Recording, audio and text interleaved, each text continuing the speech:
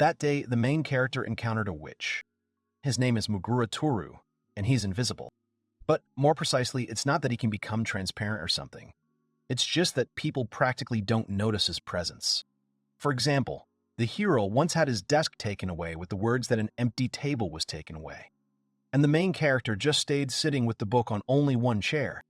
That man wasn't trying to tease or bully the hero in any way. He just didn't notice him, that's all.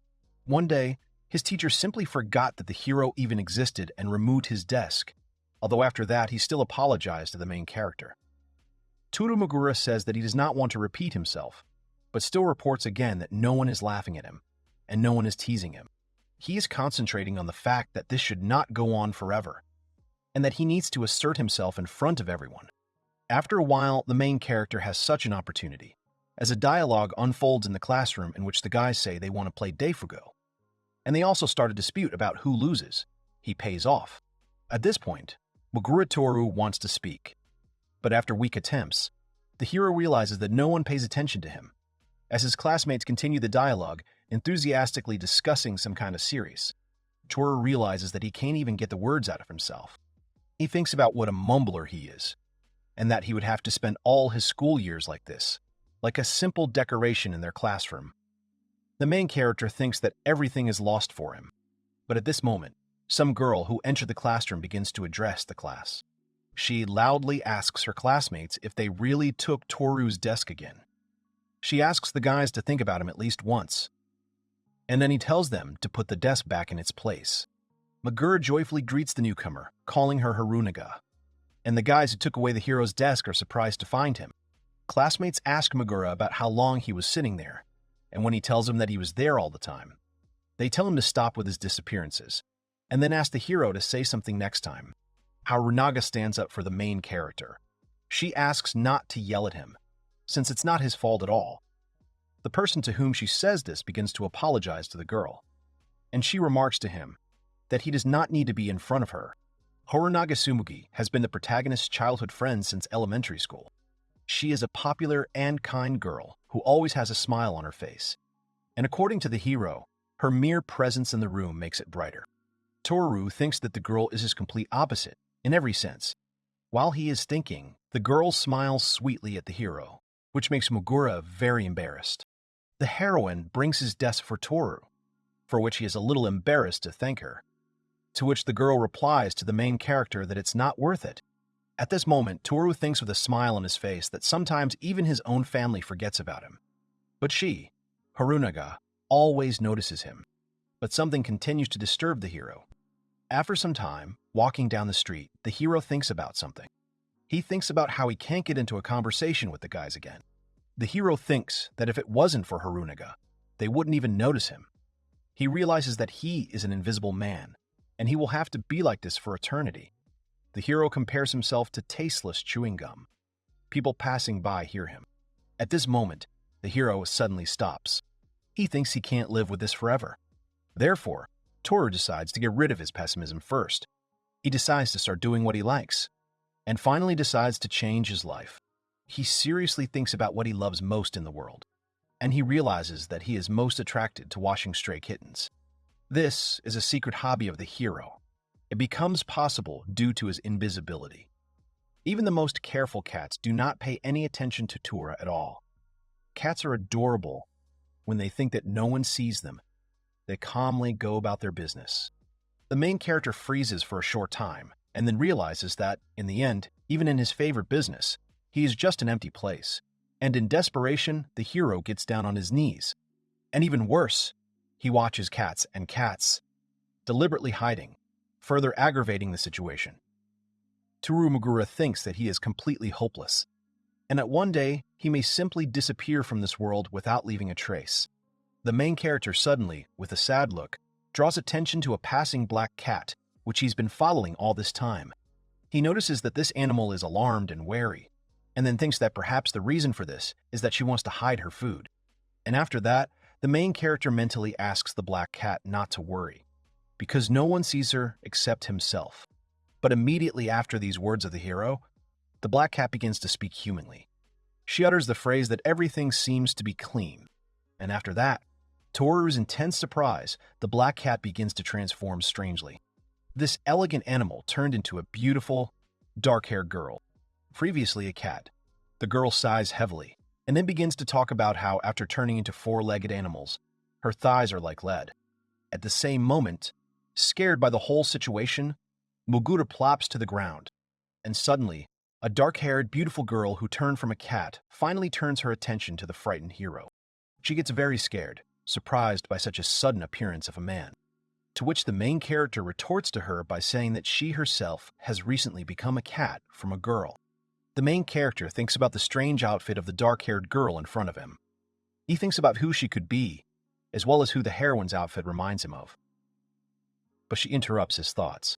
However, the main character still asks if this girl is a witch, and at the same moment, she begins to transform again, and the hero is anxiously thinking about who the heroine will turn into this time. The girl turned into a child, which surprised the hero. The witch says that she hates it the most, and also says that the hero just did it to her. She says that if a person reveals the witch's true identity, she will be cursed and lose half of her physical strength. Her conversion to a girl, she says, is Toru's doing. And now she, the great witch, stands here in a pathetic guise. The hero belatedly realizes that there really is a witch in front of him. The witch tells Mugura that since he has revealed her identity, he cannot escape her so easily now, to which the main character fearfully asks the witch to save his life. But then the dark-haired witch suddenly tells the hero that she will use her magic and fulfill any one of Toru's wishes.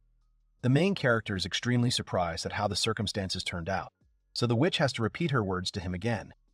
Toru Muguru is surprised that this is somehow soft for a curse, to which the dark-haired witch replies to Toru Mugura that the curse is lifted by fulfilling one wish of a person who has seen the true appearance of a witch.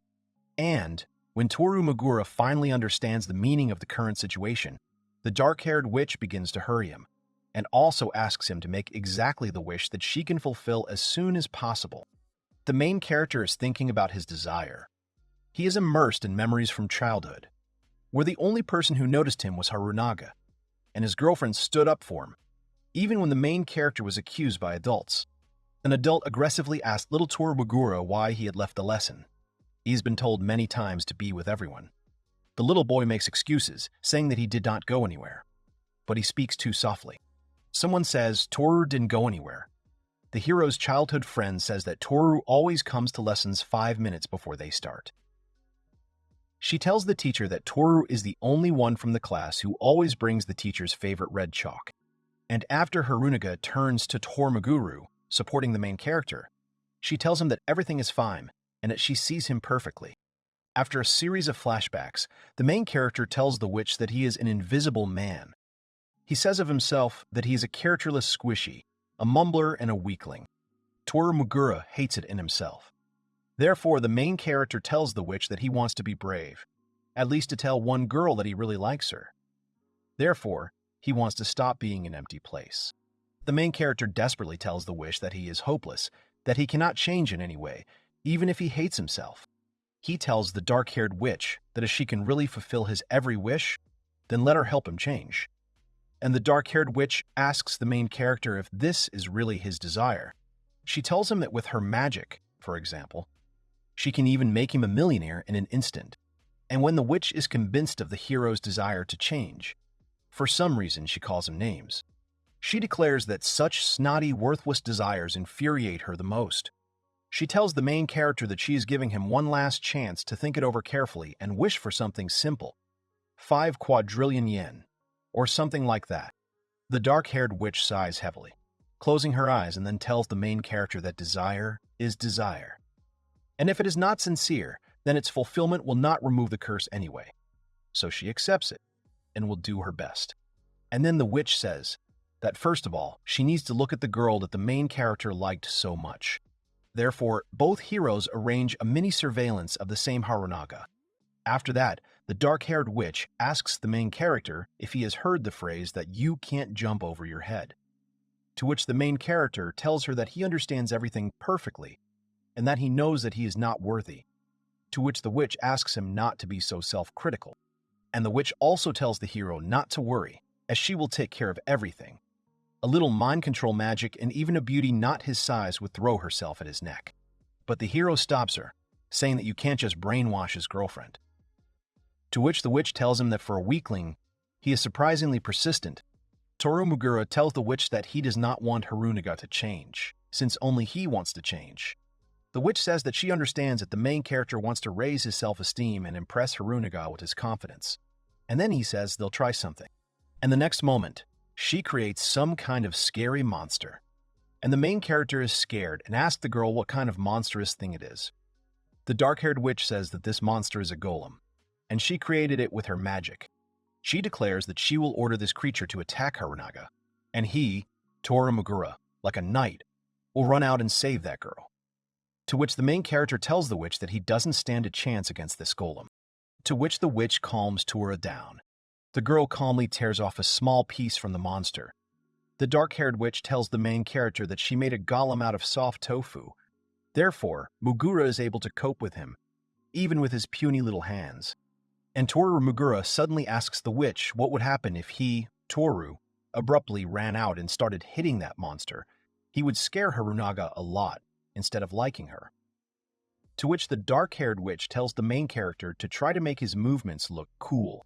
After these words, the hero concentrates and prepares to strike. Toru strikes a very weak blow, to which the witch calls him a weakling. The witch says that she is already beginning to doubt their success. The hero apologizes and says that he will just die of shame now. To which the witch tells the hero that his passing away will not solve any problems. She tells him that they will fulfill his wish and remove the curse from her before he leaves this world. The girl says that she will improvise, and then orders the golem to grab Harunaga, and the main character at this moment tells the witch that he twisted his arm. It amazes her. Well, the golem is already starting to walk. The dark-haired witch tells her creature that he is going the wrong way, and then, to Toru's great surprise, realizes that she cannot control him due to lack of magical power. And Toru's interlocutor also realizes that the golem seems to be starting to melt. But also her creation begins to head towards two little girls. The hero says that it is necessary to stop the golem as soon as possible, otherwise those little girls can get badly hurt. But the witch tells the main character not to worry, because the golem is just a huge piece of tofu, which means he won't be able to do any harm to anyone. However, he can make quite a lot of noise. The witch talks aloud about what will happen if someone realizes that the golem was created using magic. Then her true identity will be revealed. And this means that the power of her curse will double again, and that, in other words, she, once a strong witch, will come to an end.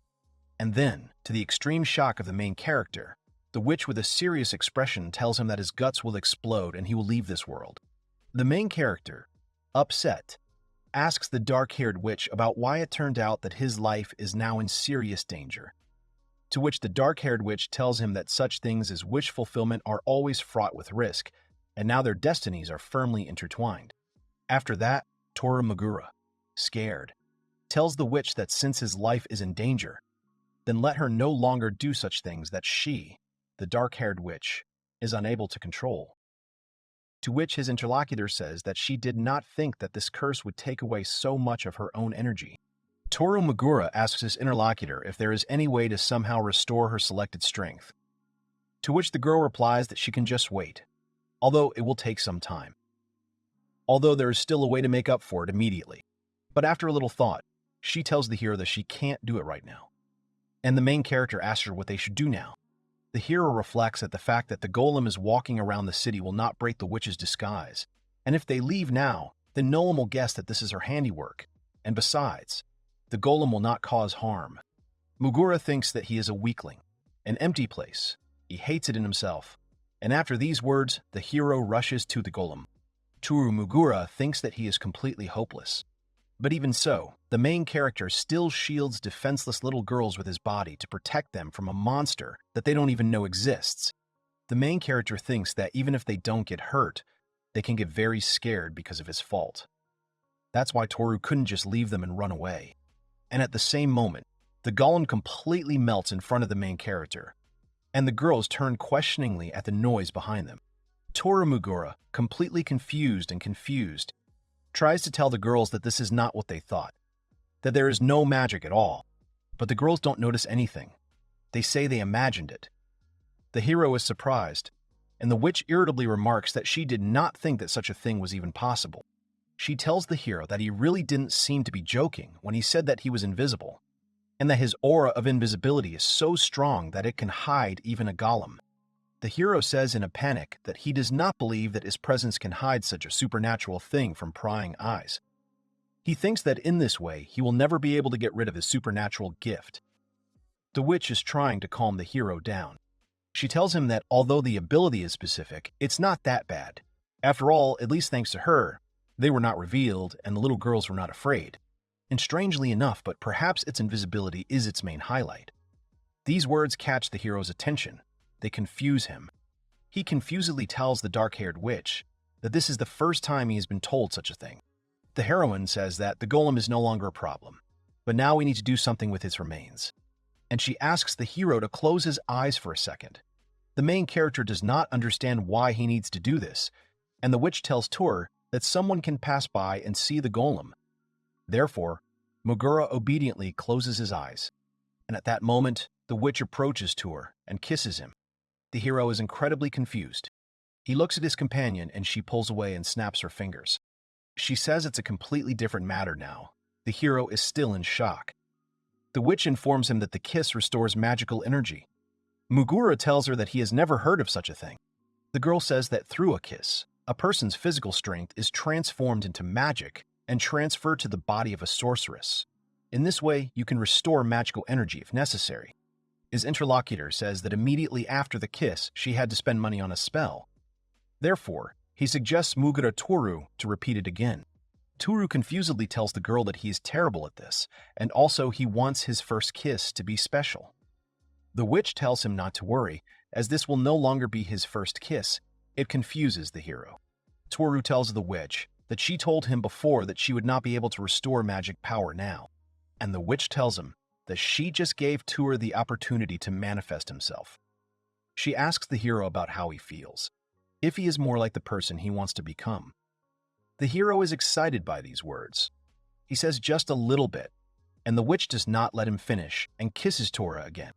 The hero begins to notice the advantages of kissing a witch, but then stops himself, saying that it is only for the sake of restoring her magic. At this moment, Harunaga approaches them, and noticing the hero, the girl addresses him by name. She asks him what he is doing here. Harunaga, who accidentally noticed the main character, asks him about what he is doing here. Tooru Mugura turns to his childhood friend in extreme embarrassment.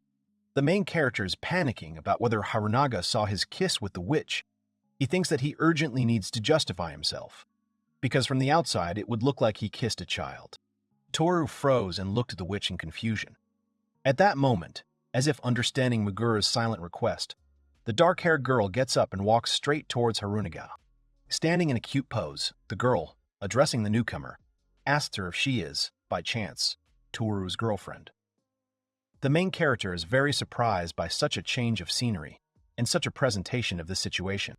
Harunaga sweetly introduces herself to the witch, agreeing that she is Tooru's friend. And then he asks the girl about who she is. The witch says her name is Zara.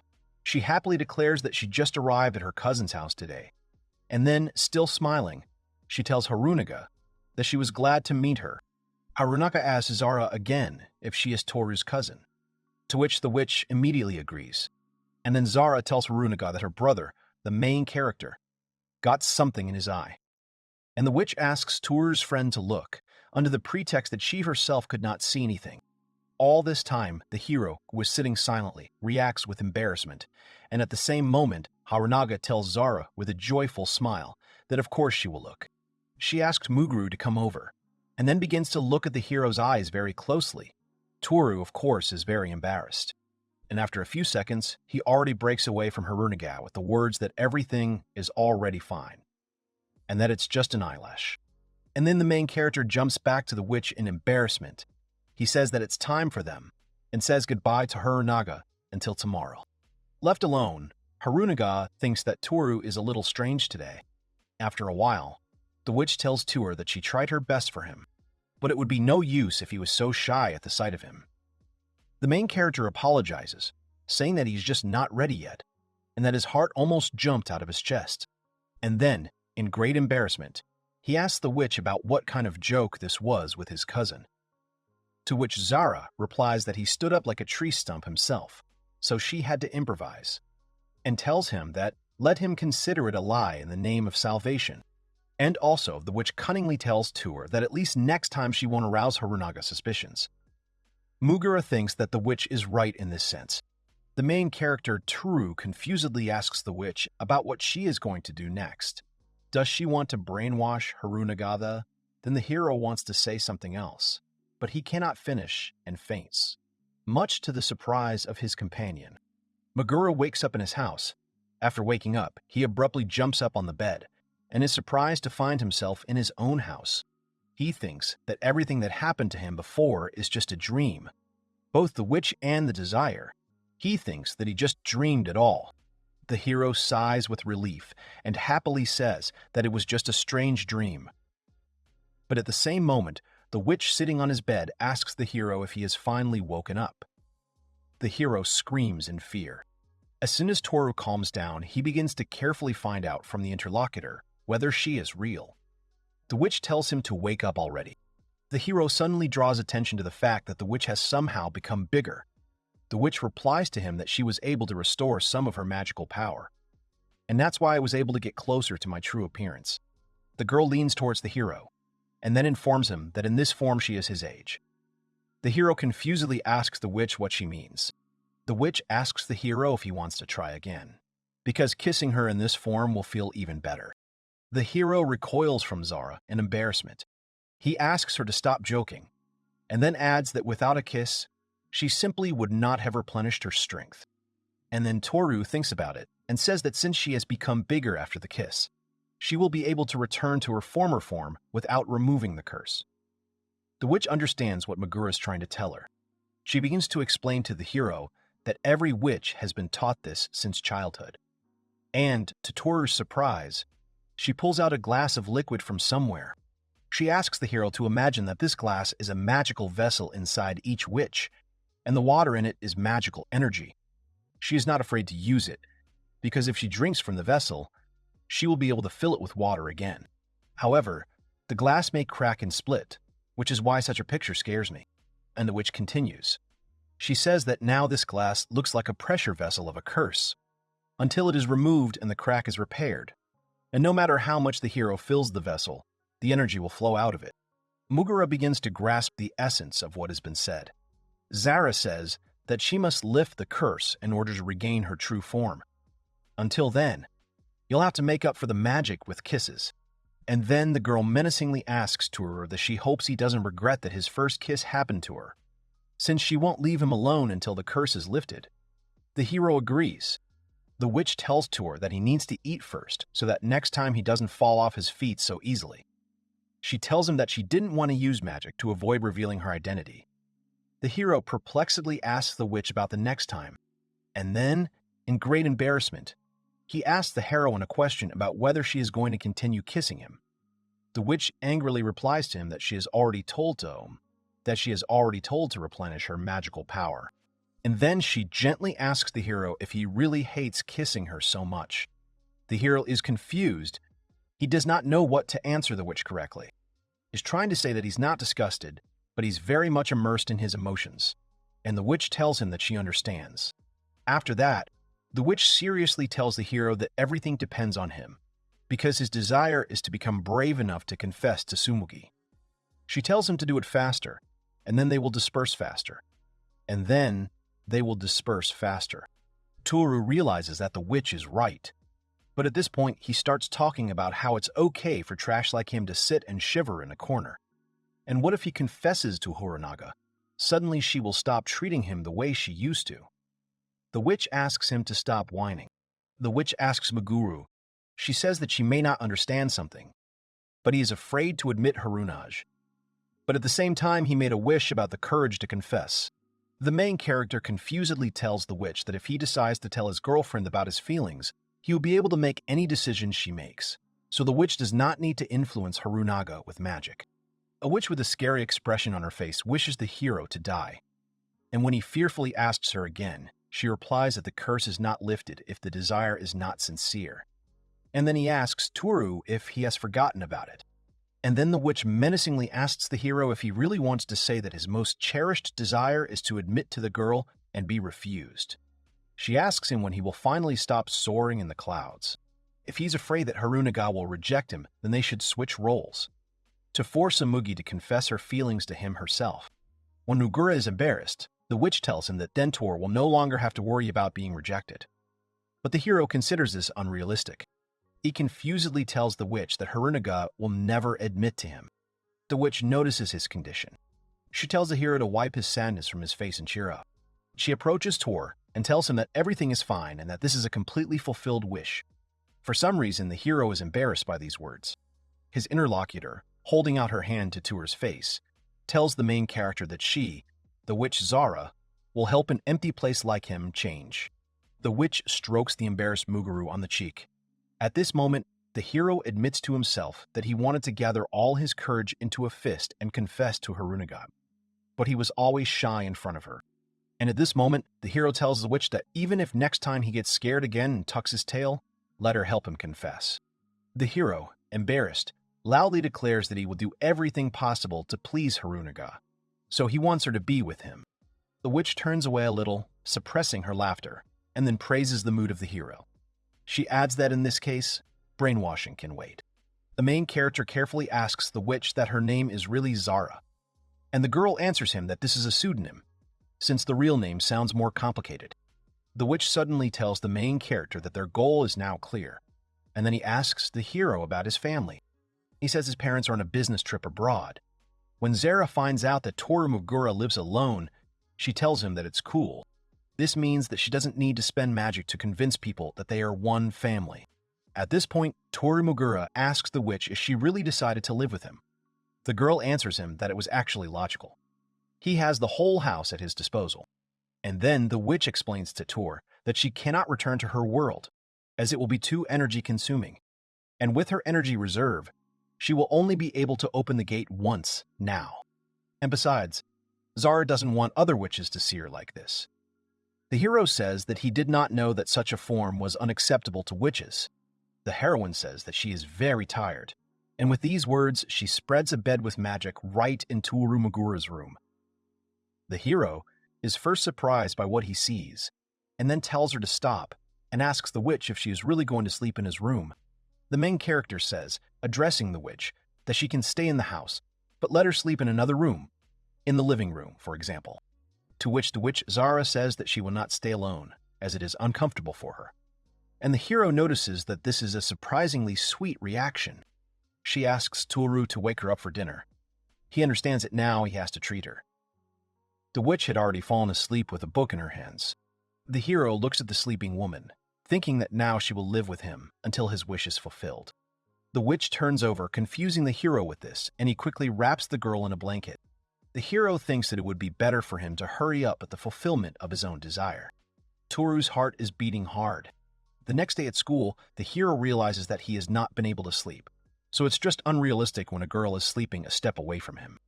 The hero tries not to stick it in, to get ready. And at that moment, he hears the conversation of his classmates. They say that something happened to Harunaga after school yesterday. The main character thinks about his insignificance, and that he did not think at all that such a thing could happen.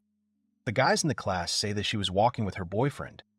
The realization of what happened hits Tor hard, who recently found the strength to make Harunaga love him. After school, Toru tells the witch about the conversation. She asks if Harunaga has a boyfriend, and the hero says that yesterday after school she was seen with his classmate. Although Harunaga herself says that he is not her boyfriend. The witch thinks about it, and then, with an absolutely serious look, says that the hero wants her to eliminate that guy. Mugura Tooru, frightened, asks the witch why she came up with this idea. He says that he just wanted Zara to listen to him, to which the witch replies to her that it is better to wipe that upstart off the face of the earth. The hero asks the witch to moderate her ardor, although he understands that she is quite serious.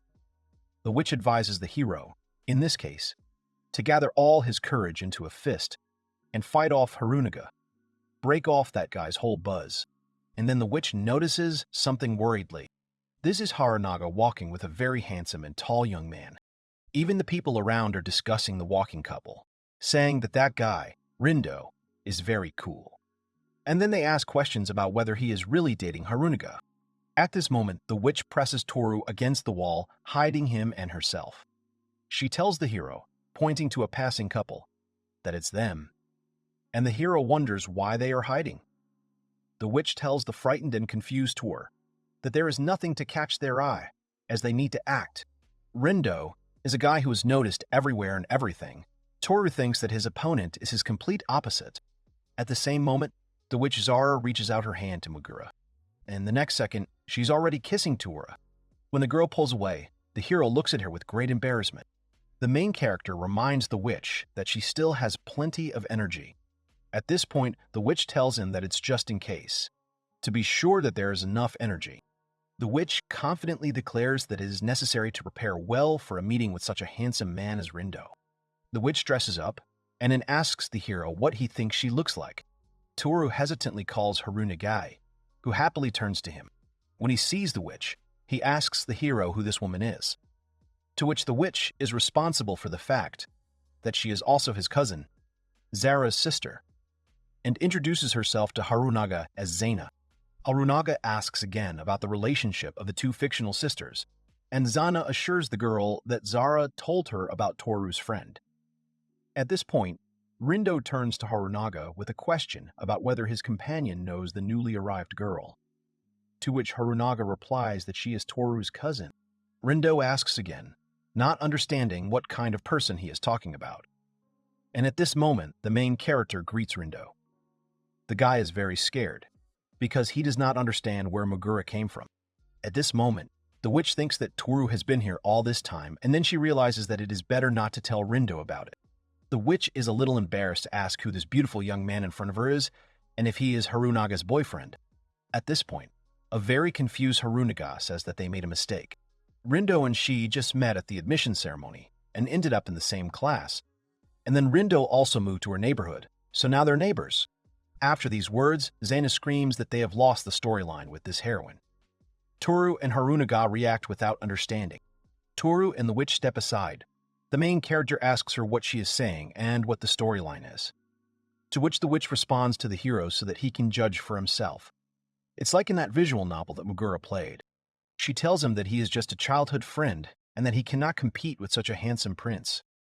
The main character in upset feelings says that no matter how much it hurts, but the words of the witch are true. The witch continues to retell the script of the novel. She tells the main character that during his travels he will meet a beautiful thief and marry her.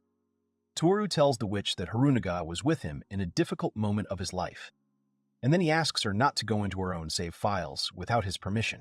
Rindo silently observes the situation. Rindo says that, as Harunaga said, he is just her neighbor. He says they are just going home together as they are on their way. And then, to Horu's intense embarrassment, he adds not to worry for now. And at this moment, the main character wonders if Rindo's words mean that he likes Harunaga. And also Tooru thinks that his girlfriend has always been popular with guys, so he has nothing to be surprised about. Also, Tooru Mugura thinks that Rindo is like a dream for every girl. So they, Rindo and Harunaga, are just created to be together with each other. At the same moment, the hero remembers that he has an amazing ally who is a witch. He convinces himself that he does not need to be afraid. After all, Rindo may be handsome, but he has Zara as an ally. With these thoughts, he looks at the witch with admiration, and Zara, as if waiting for her turn, begins to enter into conversation.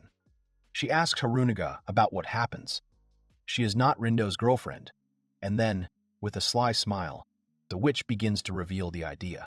The witch, making a cute face, suggests that Rindo go on a date with her. Rindo is surprised by such an open offer. Tooru and Harunaga are also puzzled by this turn of events. The witch approaches Rindo. She tells him that as soon as she saw him, her heart started beating very fast.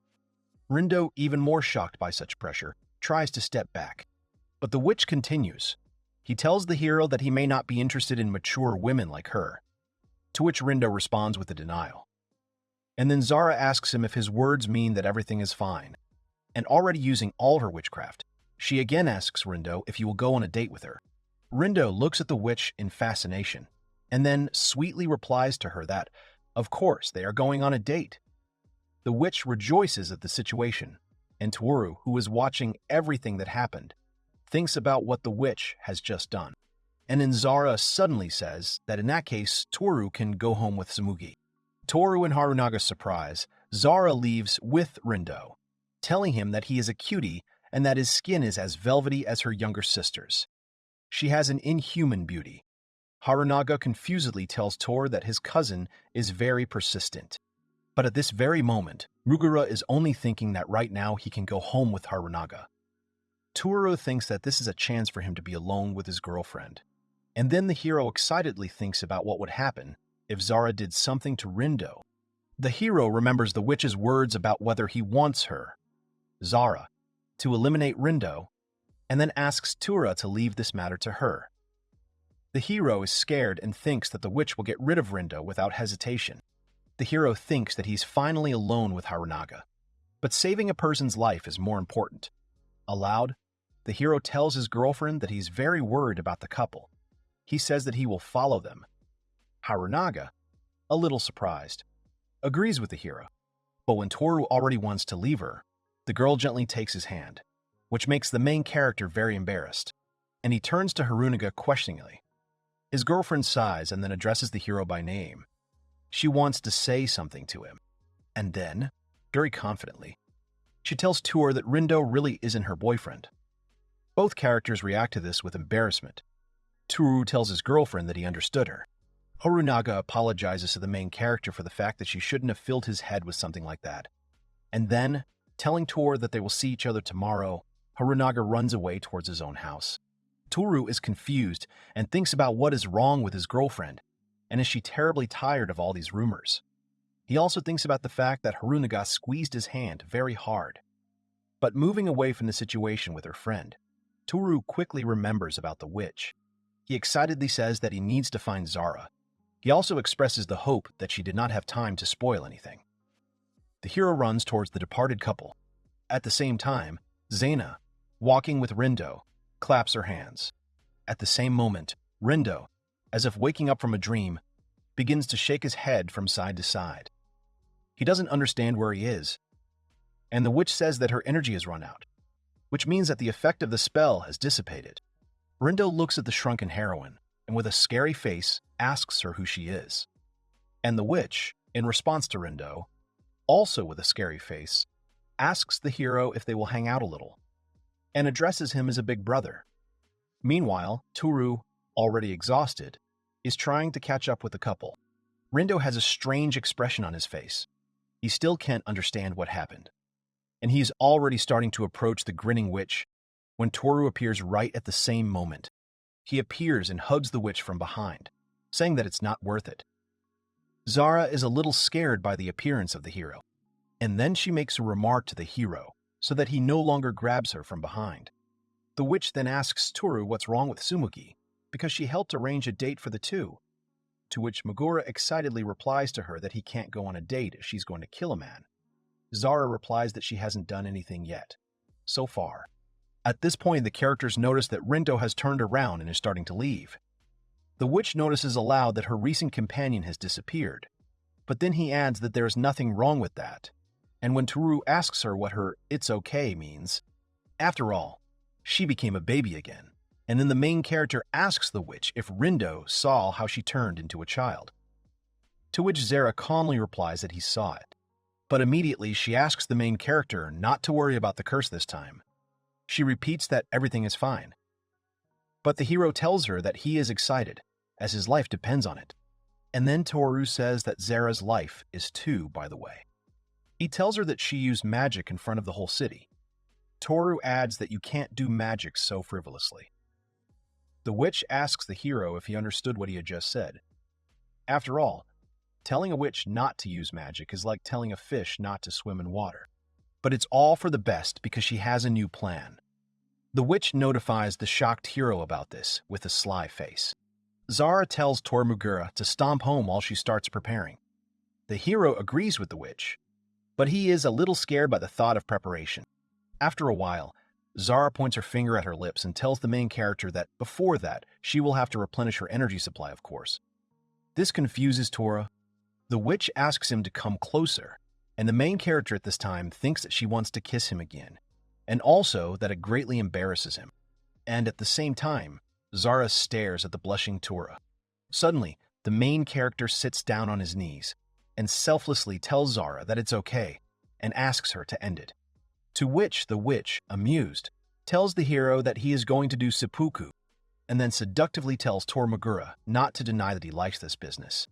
After these words, Zara gently kisses the hero on the lips, and after a while, the force begins to approach her, after which the witch moves away from the hero.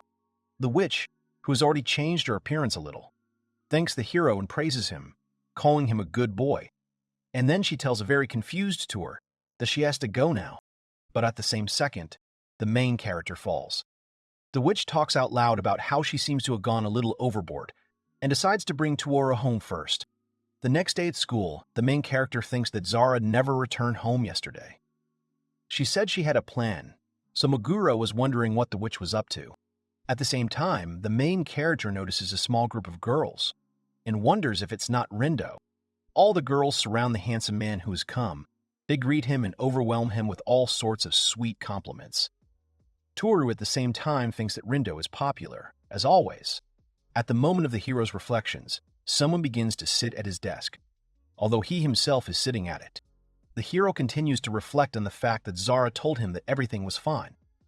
But Rindo had seen a scaled-down version of Zara. Mugura doesn't understand what's going on at all. He continues to speculate about whether Rindo didn't realize that there was a witch in front of him. Is that why she told the hero that everything was fine? After all, if she mentioned that if a witch was found out twice, she would die. The hero thinks that he, too, will then leave this world. And at the moment of Toru's reflections, Rindo looks at him. The hero tries to pronounce the name, but Rindo does not seem to notice him. That's right, because the hero starts looking for Mugura's location after a couple of moments. Thanks to the seeding scheme, Rindo manages to find Toru. He very loudly declares to the hero that he has found him. He tells him that Mugura will not be able to hide from him. Leaning on his desk, Rindo says he wants to ask the terrified protagonist about his cousin. Averting his eyes to the side, Toru asks in a weak voice what is wrong with Xana. Rindo, angry, asks the hero to look at him, and then directly tells Mugura that he saw her turn into a child. Rindo, with a strange expression on his face, asks Toru about his connection with this woman and who she is. Toru then tells his classmate that he has no idea what he, Rindo, is talking about, and even makes the situation look like his classmate might have had a nightmare. But Rindo screams that he remembers everything clearly. He turns to the class, but realizes that no one paid attention to his words. Rindo is amazed to realize that his fans did not hear his scream, and then asks the hero if this is the work of that woman. But Toru Mugura understands that in this situation, it's about himself.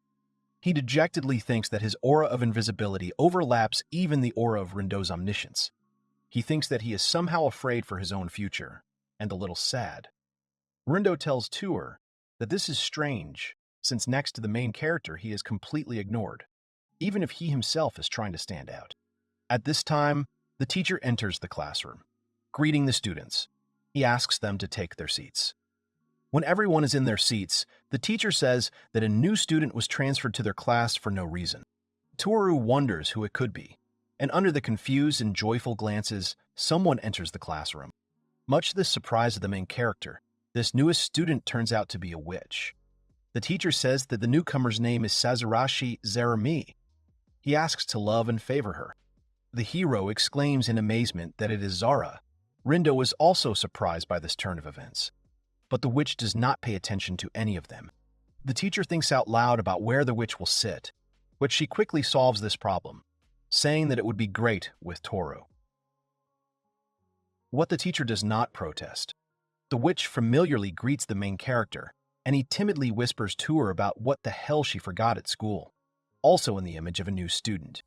The witch calmly says, leaning towards Toru Mugura's desk, that she has already told him that she has a new plan, and therefore, becoming his classmate, she will be able to help the hero at school too.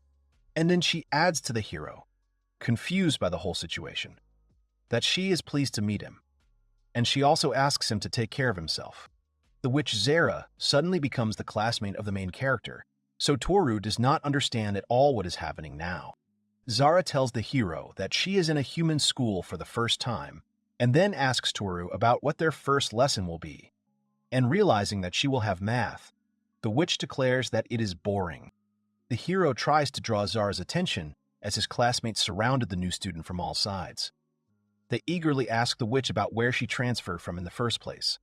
Someone suggests that she join them in their line group, and someone suggests showing the witch the neighborhood after school. But obviously, the witch's cold reaction and her rude question about what those gathered around her need shocks absolutely everyone.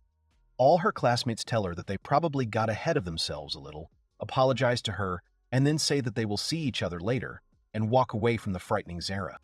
The main character with mixed emotions tells the witch that she gives everyone goosebumps and then asks the heroine if she could be a little friendlier. To which the witch replies to her that she has actually never been very sociable, to which Mugura remarks to Zara that in front of Harunaga, she behaved like a character in the Nico Nico Nie meme, and the witch replies to the hero that if she has to smile so prettily at school, then her facial muscles will simply burst. And at the same time, behind Zara's back, her classmates ask each other if they saw her look full of disgust, and the second one replies that he did, and that his heart almost skipped a beat from that look. But later, both classmates come to the conclusion that it is nevertheless very cool. They say that Harunaga has always been the idol of their class, but now that Zara has appeared, they have two beautiful ladies in their class, and each of them is beautiful in its own way. They're like a holy virgin and a domineering, cold-blooded queen. Classmates discuss that they now have two super idols. Tooru notices to Zara that it's only her first day at school, and she's already being praised to the skies. To which the witch replies to the main character that it's not her fault at all, and in general she doesn't care. At this moment, Harunaga approaches Zara. She apologizes for her classmates. The witch tells the girl who came up that she has nothing to apologize for, and at the same time addresses her by name. Harunaga is surprised by this appeal, and she asks the witch if she knows her. At the same moment, Harunaga draws attention to the face of his new classmate. She asks her if she's related to Zainat and Zara, and then Toru's friend assumes that the newcomer is the sister of both fictional heroines, which the witch agrees with. Harunaga says that all three sisters are very similar to each other, and then, with a joyful smile, Harunaga says that besides everything else, Sazerashi Zarame is one of the few who always sees Tooru. The witch tells her that Tooru is hard to spot at first glance, and that you have to listen to your heart, since Tooru cannot be seen unless you believe that he is here. Tooru discontentedly asks the girls to stop talking as if he were some kind of demon. This reaction makes Harunaga laugh. She says that just like Zara and Zana, Tooru looks cheerful when he is with Sazerashi or her sisters. Tooru, surprised and embarrassed, asks again that he looks cheerful with them. Harunaga holds out his hand to the witch, saying that she hopes they can get along. Zara tells her interlocutor that this is likely to happen, and adds that she does not mind making friends with Tsumugi. And after these words, the witch, with an impudent smile on her face, amiably and firmly responds to Harunaga's handshake. The hero watches the current situation with incomprehension. He wonders what is going on here. With the words that they will see each other soon, Harunaga walks away from the witch's desk. The hero sighs in a relaxed way. He says that he got carried away, since no one noticed them. And the witch, at the same moment, rejoices that she and Tsumugi will get along great. Tooru tells his interlocutor that he is very grateful that she is trying so hard for his desire. But then he asks the witch not to do anything strange anymore, to which Zara tells him that she knows and not to worry about it. The witch suddenly says, addressing Tor Mugura, that it's actually quite risky to spend a lot of time among a large crowd of people like here at school. But then she adds in a relaxed way that it's okay. The hero fearfully asks the witch again, but she is already fascinated by watching Rindo. He looks somehow too scared and tired, but immediately notices the heroine's gaze, after which he quickly looks away. The witch notices this. Then she tells the hero that she will be watching him at school. The hero does not understand why she should be watching him. To this, the witch replies to Tooru that it doesn't matter if he wants Tsumugi to fall in love with him or stop being invisible to everyone. But first, She, Zara, needs to find out the current state of affairs. Later, during the lunch break, Zara, with a tense face, asks the hero if they are laughing at him, to which Tooru replies to her that she misunderstood everything. She tells him that actually the teacher missed him at roll call and did not ask Muguru when he raised his hand. The witch tells the hero that this is an obvious mockery, but the main character tells the witch that this has been happening to him for a very long time. He says that once in high school, he wrote the answer on the blackboard, and for everyone, it looked like the solution appeared on the board by itself. To which Zara, after listening to the explanations, tells the hero that it was hard for him. But Tooru continues. He tells the witch that no matter what happens, Tsumugi always saw him and pointed him out to Muguru, the teacher. The main character admits that he is very happy that Harunaga cares so much about him, but at the same time he is sorry that she has to mess with a guy like him all this time.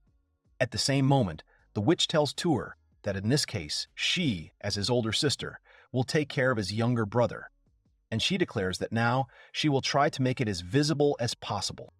Therefore, to begin with, the witch suggests that Tooru make him the most popular in his class. But the main character does not understand at all how this will happen, and Zara tells him that she has an idea. During the lesson, the teacher tells his students that they will need to choose members of the school committee during the class hour today. There should be 2 people from their class. The teacher adds that if there are more candidates, they will hold a rock-paper-scissors contest and cut off the losers. Tooru tells the witch that only 2 of the class will be on the school committee, and the witch calmly agrees. And then she happily tells the shocked Tooru that this is a great chance for him, and that he will become one of the representatives of the class. Rindo, Harunaga, and Tooru are standing together. The teacher says that they have drawn 3 candidates for the role of members of the school committee, and these 3 heroes are just them. But the teacher also notices that they only need 2. And then he asks the boys, Rindo and Tooru, to play rock, paper, scissors. At the same moment, a completely lost Tooru Mugura thinks about how this could have happened to him in the first place. Some time ago, the witch Zara tells the main character that representatives from the class are, in fact, bosses in their classes. She tells him that Tsumugi has already been approved, and he, the main character, will be able to establish himself in the eyes of his classmates with the help of membership in the school committee. And also in this situation, the hero will be able to get closer to Harunaga. The teacher approaches Tooru's desk and asks Sazerashi if the girl also wants to audition for the membership of the school committee. She says that she just supports Tooru, to which the teacher replies to the girl that this is the first time he has seen someone so strongly interested in voting. In response to these words of the teacher, Zara looks at Rindo with contempt and says, without taking such a look from her classmate, that if it weren't for one bug, everything would have already been solved without unnecessary problems. She only tells him, with an even stranger expression on her face, what happened to him. And then he gently wonders if he saw a ghost. The witch adds that maybe Rindo should go to the medical office and forget about voting. But Rindo asks the witch what kind of nonsense she is telling him at all. And after these words, the hero says that he is going to show them something now.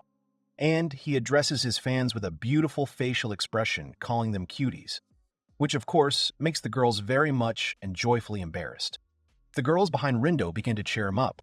They tell him that he is handsome, that he will succeed, and that he should only go forward. After that, Rindo looks at the main character and tells Tooru about who else is a bug.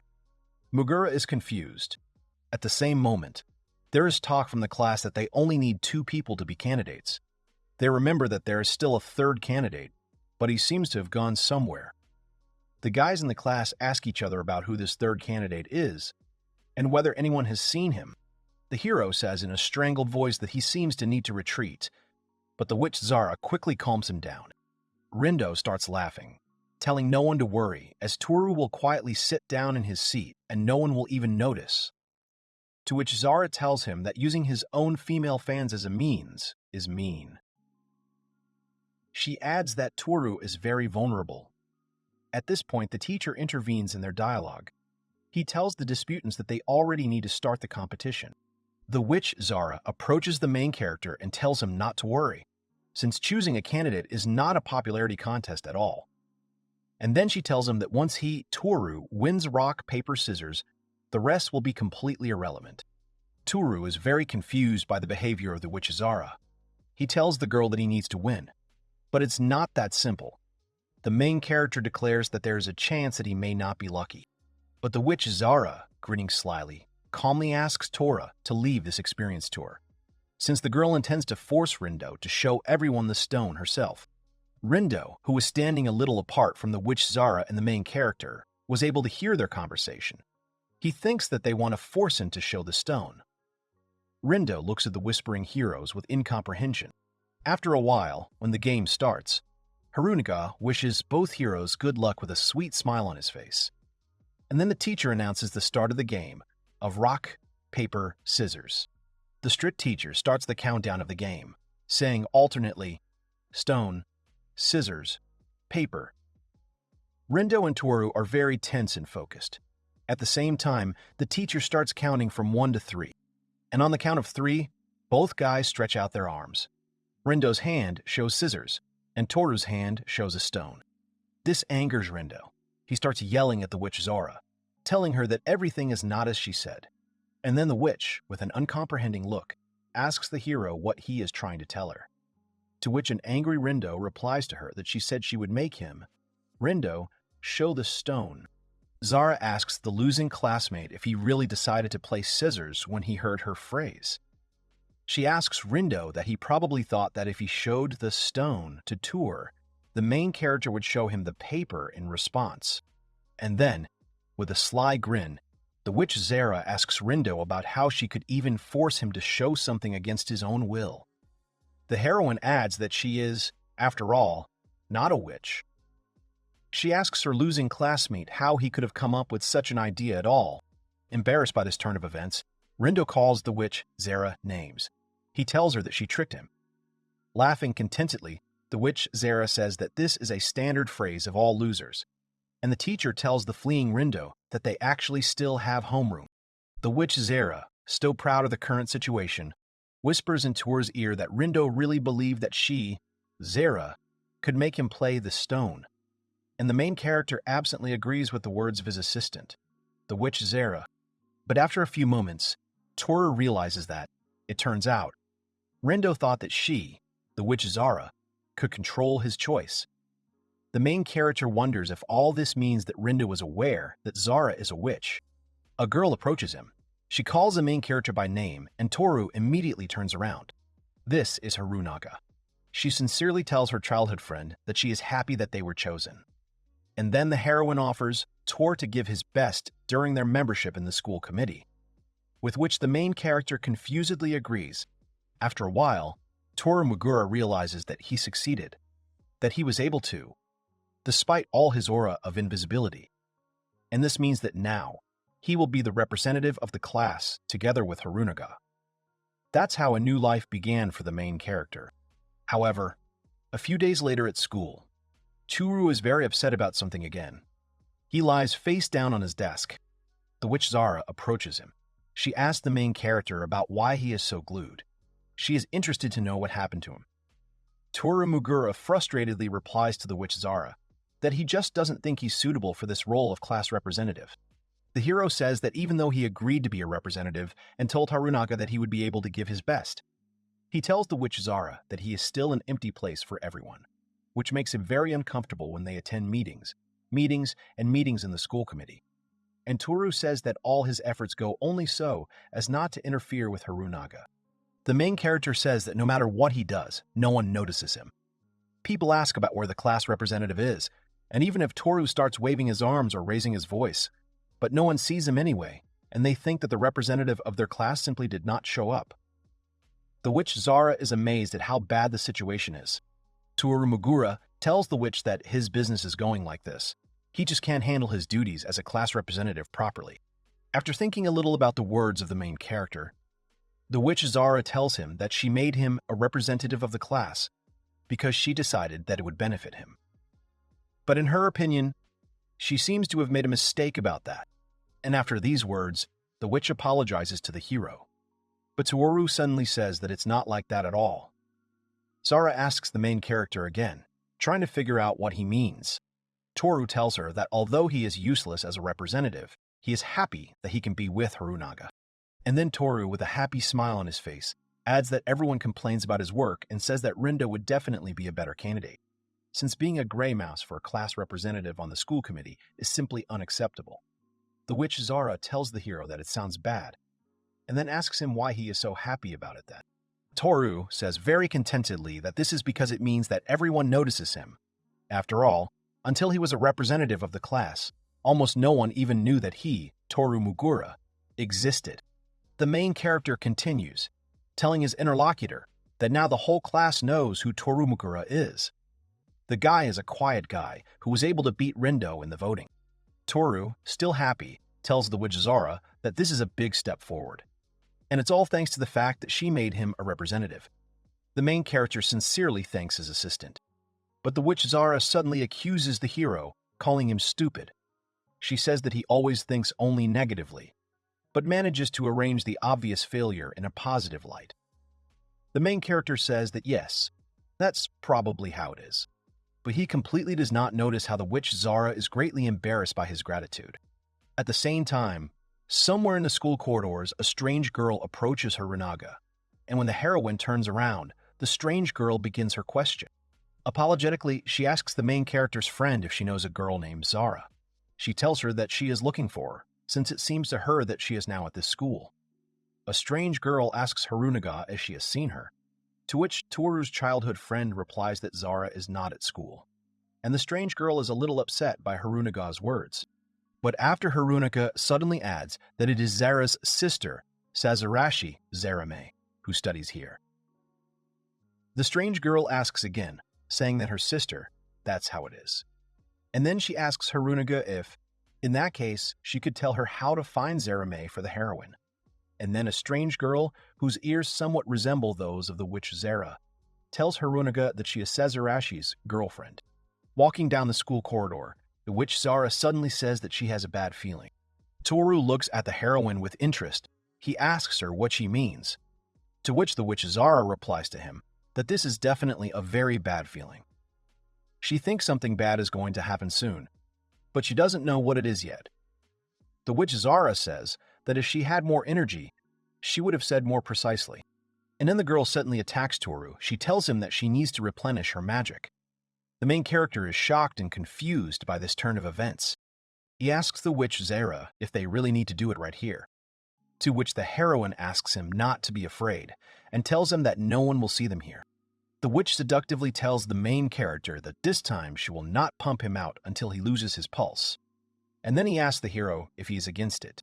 When Toru Mugura tries to refuse her, the witch carefully asks him if he really is against it, and without being rebuffed, she begins to approach the main character. There is a kind of heavy atmosphere hanging over. But the next second, the strange girl who was looking for the witch appears out of nowhere. She tries to jump into Zara, but the witch, to Toru's great surprise and fright, manages to jump out of the girl's way in time, and she runs into Toru with all her might. The newly arrived girl is so happy to meet her friend that she begins to bombard Zara with questions without getting off the main character, which greatly embarrasses him. She tells the witch that they haven't seen each other for a very long time, and then asks her how she is doing. But the witch Zara suddenly disappears somewhere. Noticing this, the girl leaves the main character. She asks aloud where Zara could have gone. Greatly embarrassed, Toru Mugura continues to sit on the floor. He wonders what it was. At the same time, the witch Zara looks around the corner, and she asks the main character if the strange girl who attacked them so much is left. Terrified, Toru Mugura immediately bombards the witch with questions about who this strange girl was. After all, no one was there a second ago, and she seemed to have appeared out of thin air.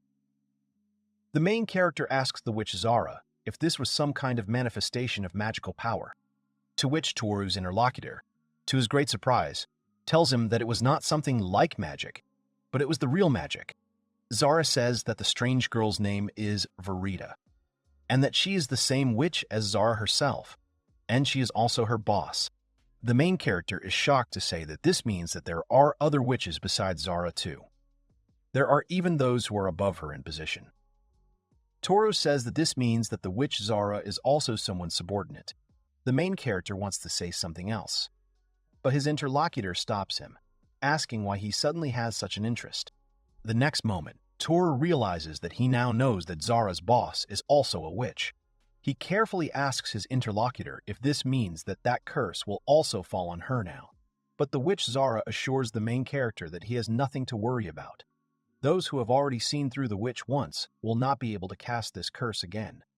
The witch Zara says her boss won't have any problems. And after that, Zara, with a very pleased look, tells Toru that he, in fact, can now freely communicate with any number of witches. And then she asks the main character if it's cool.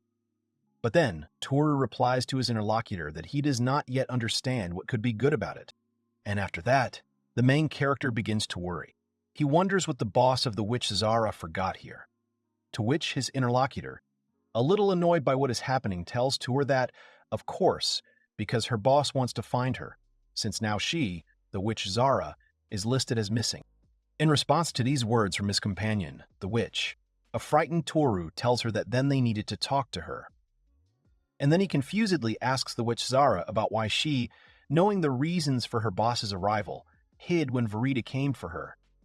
The witch Zara is only irritably silent in response. And after that, Toru's interlocutor, with an evil face, tells the main character that it is difficult for her to find a common language with people like her boss. And Toru Mugura exclaims about whether this is the only reason for his interlocutor. To which the witch Zara, angered by the situation, tells Toru that this is not her only reason. The witch says she can't let her boss know she's cursed. Toru, confused by the emotions of his interlocutor, asks her why she thinks so. The witch Zara says with a completely serious look that at the moment her strength is at the level of a hamster or a landworm. And she also adds that if other witches find out that this curse has been placed on her, then she will be branded as a worthless witch and simply fired. From these words, the main character falls into a pessimistic state. He thinks that, in other words, Zara may lose her job because of some, in the opinion of Toru himself, an inconspicuous loser, and the witch indifferently tells Toru that he has taken over again. She asks the main character to stop with his negative thinking. And after that, the witch Zara tells her interlocutor that they should just hide from her boss. She told the main character that they needed to figure out how to throw Verita, her boss, off the scent. The hero notices to his interlocutor that her boss has actually been able to track the witch Zara to this school. And then Toru Mugura asks the heroine how they can deceive her boss Verita in this case. And at the same moment, some strange magic begins to happen behind the back of a very frightened Zara. And the next second, that strange girl jumps out of the magic circle that appears, who is not only a witch, but also Zara's boss. She hugs the witch Zara with a joyful cry that she was able to catch her ward. To the surprise of the scared guy, Toru, the witch Zara tells her boss that they haven't seen each other for a long time. And Verita happily talks about how glad she is to see her ward Zara again. Still strangely hugging the witch helping the main character, Verita tells her how worried she was. Verita asks Zara where she has gone. To which the witch Zara, where she has gone. To which the Zara, with a dissatisfied expression on her face, replies to her interlocutor that she was working. And after that, the witch Zara asks Verita if she can let her go, since she has already become stuffy and hot. To which her boss replied to Zara that she was as cold as ice, however, as always. Toru silently and confusedly watches what is happening, hiding behind the corner of the wall. He is desperately thinking about what is happening now, and that he has to do something now. And then he thinks that on the other hand, if he stops hiding now, then Verita, Zara's boss, will find out that she is cursed, which Verita says that it was very difficult for her to find Zara. After all, even though the students saw her, they did not tell her any sensible information that could contribute to her search for Zara. To which the witch Zara tells her interlocutor that this is not surprising, since she, Verita, looks rather suspicious. But her boss suddenly interrupts their sweet welcome conversation and asks a question about what the witch Zara forgot at school. And Zara reacts with caution to these words of Verita. Verita, with a sweet expression on her face, tells her ward that she should not be in such crowded places. And then he asks the disgruntled witch Zara about whether something is holding her here. The next moment, Zara, wearily closing her eyes, says that now she seems to have no choice, and she will have to tell everything. Hearing these words, the main character is alarmed. Toru is scared thinking about the fact that Zara really wants to tell her boss about everything. He thinks that the witch will now lose her job because of him. The witch Zara, turning to face her boss, begins to tell Vera about what happened during all this time. Verita puts her arm around Zareme's waist.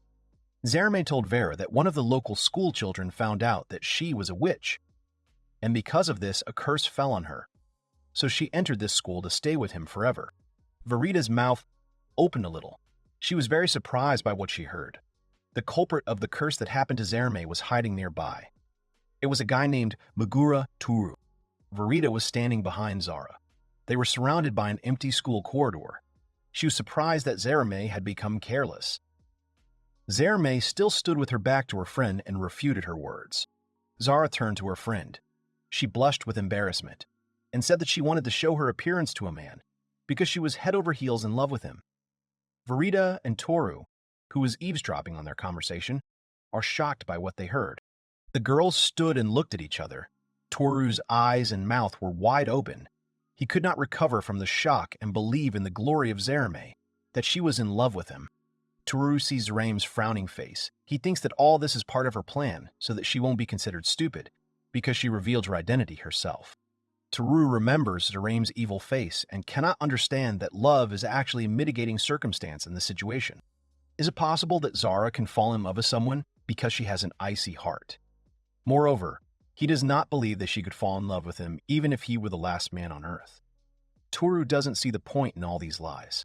Tooru began to think that if he understood Zara's feelings, then the boss must also understand and accept her feelings. Verita does not believe that someone like Zara can have a lover, especially since a person has become one. She asks to tell Zara everything about her feelings. Zara is surprised that Verita took the news so calmly. Verita told Zara to introduce her lover, especially if they were bound by a curse. Zara turns sharply towards Tooru and points with her finger to approach them. Tooru blushed all over, began to shake and be embarrassed from fear, approached the girls and timidly began to make love to Verita and Zara. As soon as Tooru approaches, Verity grabs his face with her hands to examine him. Verita lets go of Tooru and says that he is kind of smeared. It seems her glasses are fogged up. Tooru tells her that her glasses are fogged. Zara grabs Toru's hand and hugs her. Zara says she apologizes for her sudden break from work, but it was because of the curse that fell on her, and not at all because she was careless and inattentive. Zara did not let go of Toru's hand. He looked at Zara and thought that she was actually ready to do anything not to show herself to be a loser witch. He did not understand why it was so important to her. Verita, holding her finger to her mouth, said that everything would depend on how cool your partner was. Zara holds Toru's hand, who cringed at the words he said. He did not understand how something could hide from him. Verita sarcastically continued to say that even if Zara accepted the curse on her own for the sake of some loser, she would still be a loser, regardless of her strength. Tooru and Zara stared at Verita in disbelief. Zara answers without hesitation for a long time that then she will tell you how cool her lover is. Tooru cried out in surprise. Zara went on to say that Tooru may look like a simpleton, but he is good at studying and sports. He knows 100 types of martial arts and he is very smart. Tooru thought that Zara was describing him as some kind of superhuman. Zara also said that he was a professional killer who could sneak in anywhere and not be noticed. Tooru thought that at least somewhere Zara was telling the partial truth. She ends up saying that he is actually a hero who was a prince charming in another world, and in the next life, he may become a supervillain. Tooru thought after these words that Zara was already starting to talk nonsense. Verita was embarrassed and said that he was really cool, although you wouldn't immediately tell from his appearance that he was. Zara thought that Verita actually believed her words. Verita spread her hands to the side and said that let Tooru be as cool as she talks about it. But she did not say the main thing that Zara liked so much about Tooru. Zara looked away and thought about it. Zara abruptly grabs Tooru's head and approaches his face, which is flushed with surprise. Their faces were tightly drawn together. They look into each other's wide-open eyes. Zara broke the silence by saying that she really liked Tooru's face. After a little thought, she changed her mind saying that she liked Tooru's gloomy type, and also the mind. Zara continued to hold Tooru's face. Then she turns to Vera and says that she likes everything about Tooru. Absolutely everything. Zara also thought to herself that she had tried so hard to come up with a reason for liking, but could not describe something specific. Tooru was immersed in the thought that it was his fault that Zara was mired in problems. that her job was hanging by a thread and she could be fired because of him. He asked her forgiveness and thought how to get out of this crisis situation together. Verita said sharply that in fact Zara's words did not sound convincing, as if she had known Tora only recently. Zara got angry and whispered that at what point did Verita become so perceptive? Verita continued to wait for Zara's reply. Now Verita turned to Tor and asked him what he liked so much about Zara. He jerked at the unexpected question, and he fell into a stupor, as he did not know what to answer. Toru, in a dazed state, tried to answer something indistinctly. Zara covers Toru's mouth with her hand and says, "Toru is very shy, although he is so cool. He has a lot of discomfort communicating with strangers." Verita replied that how could she now understand the real feelings between them or not? She looked away, and at that moment a thought struck her. Verita transforms into a very revealing witch costume. Toru is shocked by what he saw. Verita is dressed as a witch.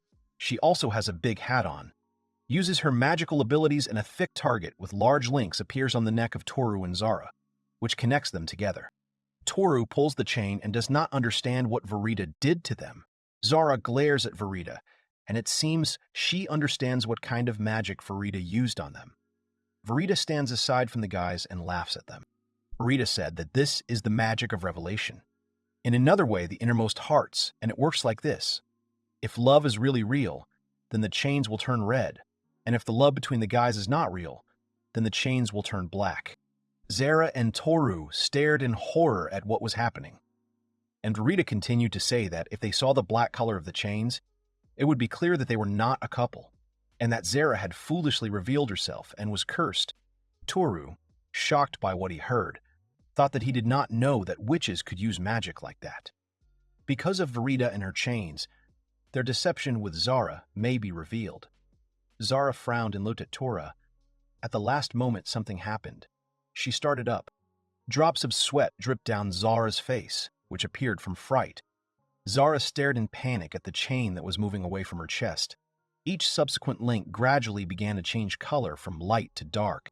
Verita, dressed in a witch's dress and hat, looked at Zara. Verita cheerfully asked Zara if she could see that the chains were getting dark. At this moment, Zara grabs the chain out of anger and squeezes it with all her strength. Verita was surprised by such an act. Zara's face was contorted with anger, her eyebrows were furrowed, and her teeth were clenched tightly. Out of anger, Zara makes a jerk with her hand, which contains several links. It happens with such force that the chain breaks in several places at the same time. Toru flinched in horror when he saw what an angry Zara was capable of, and Verita was very surprised by what she saw. Zara turned to Vera and said that there was no need not to underestimate. Even being under a curse, she could easily dispel magic of such a low level. While Zara was talking, the chain crumbled in front of Toru's surprised eyes. Zara became more calm. She even closed her eyes. An unusual flicker appeared in the air around her. Then she sighed heavily. Zara broke the silence and said that there was no point in the chains that Verita had conjured. Verita continued to stare at Zara in disbelief, and Toru blushed once again and was very surprised.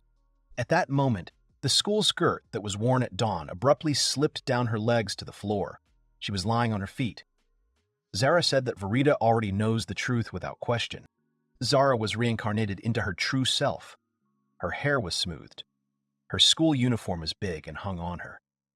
Zara said that in fact she revealed herself not of her own volition, but because of her carelessness. Zara went on to say that if Verita still had the desire to fire her, she could do it. Toru, worried about Zara's condition, approaches her in a panic. Verita covered her eyes with her big witch hat and asked Zara if she was ready for further events waiting for her. Verita rushes at Zara with all her might and embraces her. Verita, with a very cheerful face, hugged Zara tightly. Zara, horrified, did not understand why Verita reacted so strongly to her words. Verita continued to hug and rub her body against Zara.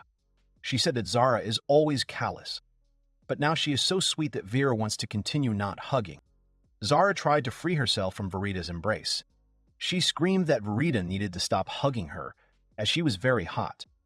Toru stood aside and quietly watched the girls. Zara started running away from Verita. She ran after her and said that she was teasing Zara. She had fun watching Zara try to deceive Verita. Zara didn't understand why Verita had conjured the chains if she already knew the truth. Zara stops in front of Tooru. She turns her back to him and faces Vera. Verita says that Zara doesn't have to worry, since no one is going to fire her. Tooru and Zara's face took on a surprised expression. Verita continued to say with a smile on her face that a witch who could dispel her magic, even being cursed, would be a terrible loss. So firing Zara was a stupid idea. Tooru and Zara's faces took on an anxious and surprised expression. Verita pointed her finger at Tooru, and with a satisfied expression on her face continued to say that your boyfriend would not be a hindrance. Tooru nervously replied that he hadn't done anything. Verita laughed when she heard Tooru's answer. Verita jumps on Zara and starts hugging her and quite rubbed against Zara's head, told Tooru that he had not only revealed Zara's identity, but was also able to come up with such a thing that she had not been able to spoil so far. Tooru was embarrassed and could not answer anything. He continued to listen to Verita. She went on to say that this was enough to understand how good Tooru was. After releasing Zara, Verita came close to Tooru. She leaned towards him a little and wanted to know his name. He introduced himself to Verita. Verita's face turned red, and she smiled so hard that her sharp teeth were visible. She said that Tooru had a great name, and she hoped that he would continue to get along with Zara. Tooru's face was covered with drops of sweat. He was embarrassed by Verita's words, and looked timidly at her.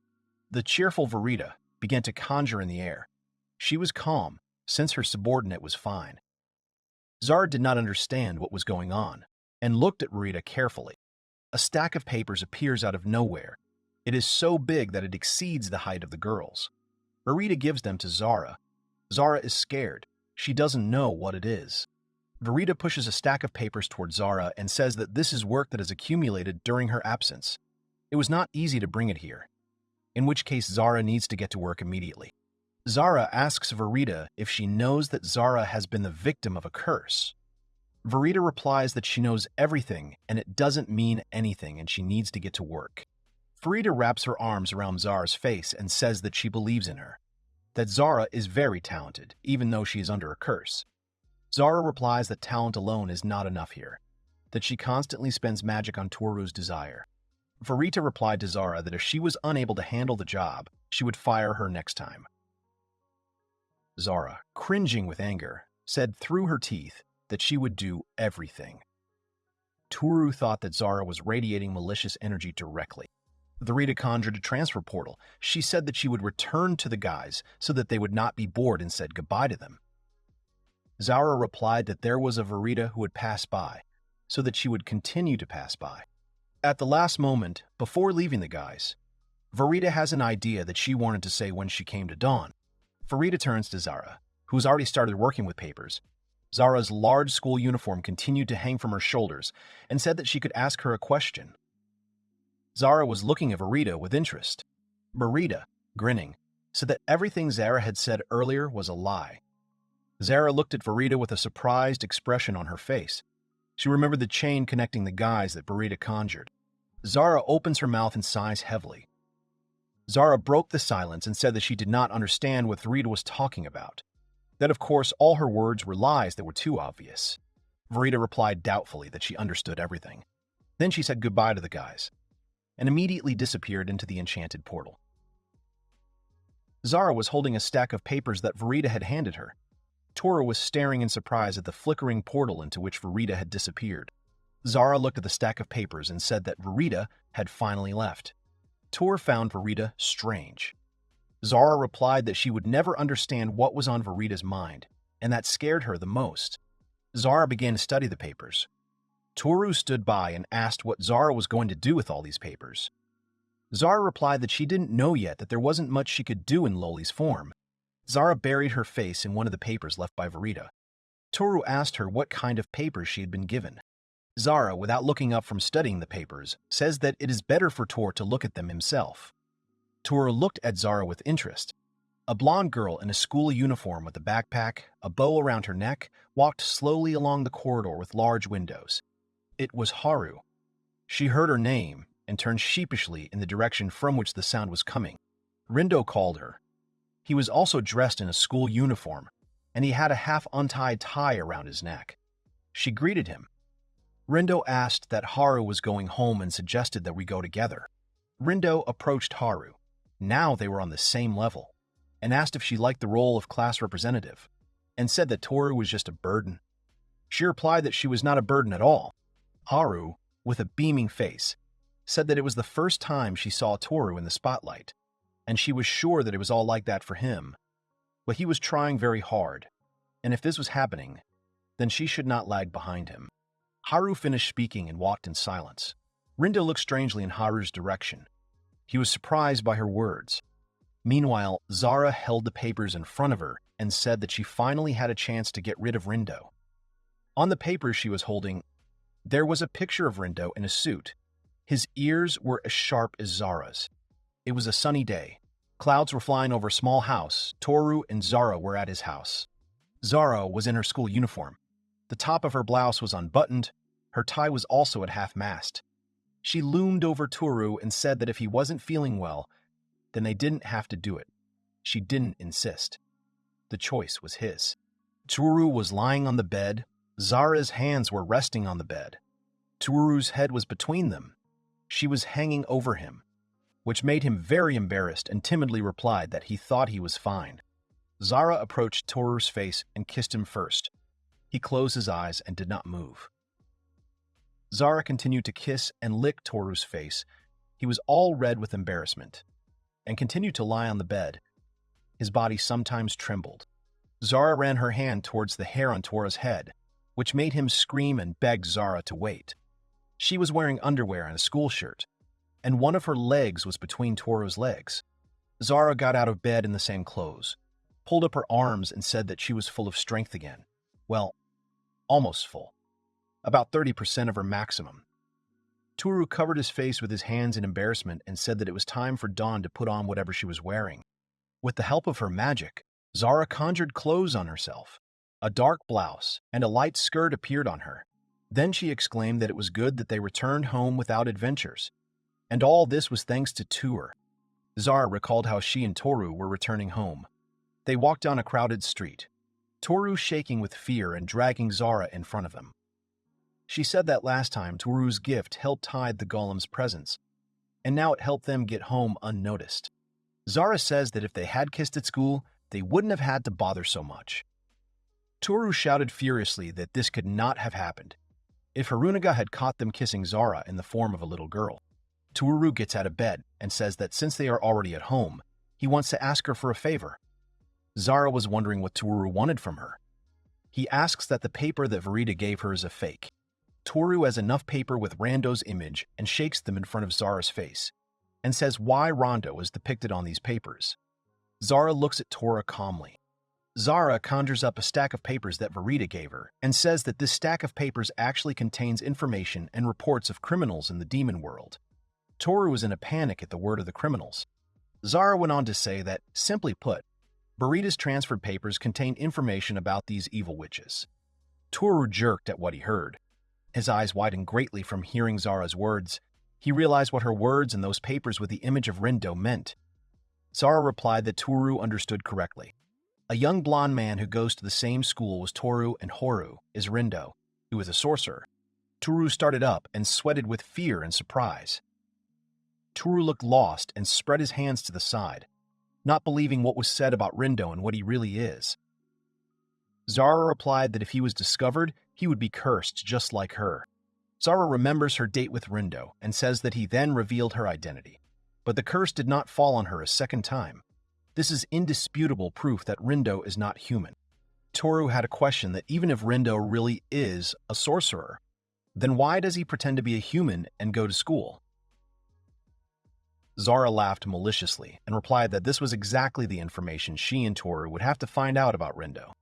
Zara reminds Tooru that she had previously told him that witches and warlocks try to avoid crowded places like school to reduce the chance of being discovered, which shows a good reason why Rindo attends school.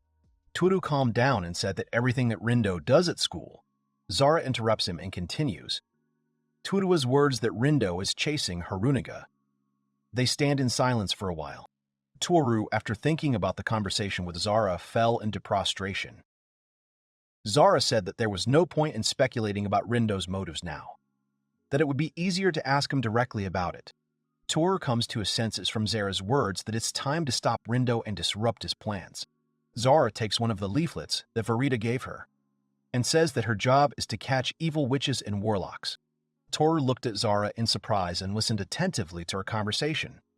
That in this way she would help Toru get rid of Rindo, who prevents him from finding love.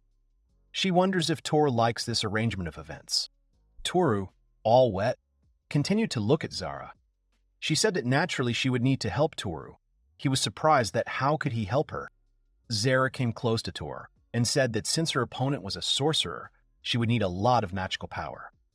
She stroked his hair. Toru looked up at her and shook, not understanding how he could be useful to her. Toru screamed at the top of his voice that Zara couldn't kiss him several times in one day. Zara gently touches her lips to Toru's cheek and replies that she knows. Toru squeaked at Zara's unexpected action. Toru recoiled from her, holding his hand on his face at the place of the kiss. Steam was coming from his head. He did not understand why and why Zara kissed him on the cheek. She said there was no need to rush. Zara's face was completely relaxed. The corners of her lips were tending upwards. She said that they would not solve the problem on the spot yet. They needed to act gradually. Asked if Toru agreed with her. Toru blushed even more. Zara laughs. The young man says that her incomprehensible and evil laughter scares him. 3 days pass. The guys are at school. Haru confusedly asks Rindo that they might not be able to go home together today. Rindo replies that he won't be able to do it today, as he has things to do. Haru continued to taunt to Rindo that she was already so used to going home with him that when she went home without him, she would be lonely. Rindo started up, as he was surprised by her words. Zara and Toru were quietly watching the conversation between Rindo and Haru from around the corner of the corridor. Zara and Toru continued to watch Rindo. She said that he was up to something and that today he would fulfill his plan that he had conceived. Rindo walked down the corridor of the school with a serious face. Zara continued to watch him and thought that it was today that she and Toru would find out what purpose Rindo was pursuing. Rindo walks through the empty school corridors, stops in front of the wall and looks around intently so that no one is there. Rindo made sure that there was no outsider around him. He pulled his hand and put it on the wall. There was a bracelet with a large stone on his arm. As soon as Rindo's hand touched the wall, bright sparkling circles began to appear on it. At the same moment, a huge portal opens in front of Rindo, through which you can see a long corridor with high ceilings, cracked columns on the sides of the walls. Toru and Zara were hiding around the corner. They were watching Rindo. As soon as Toru saw the portal open, he was speechless. Zara watched the scene with a casual air. Rindo entered the opened portal and continued to follow an incomprehensible corridor. Toru was very surprised that Rindo was actually a sorcerer and could actually use magic. Toru also said that this is the coolest magic he has seen so far. Zara narrowed her eyes angrily and said that actually every witch can do this. Well, if she has enough magic for it. Zara jumped into the portal and said that she and Toru needed to go after Rindo. It was necessary to find out where he went. Toru was scared. He did not want to enter the portal and did not understand why he should follow Rindo. Zara said she might need Toru's help. Zara was still standing inside the portal. She grabs Toru by the hand and tries to force him to enter it. She hurries Toru as the portal is about to close. Toru asks to wait for Zara for a while. He falls into the portal screaming and it slams shut. Toru was stuck. The upper part of his body was on the side of the dungeon that Rindo and Zara got into, and the second, lower part of his body was still at school. Toru started screaming and calling for help. Zara stood with an indifferent face not far from the stuck Toru and looked at him. Toru also looked at Zara. Tears rolled from his eyes.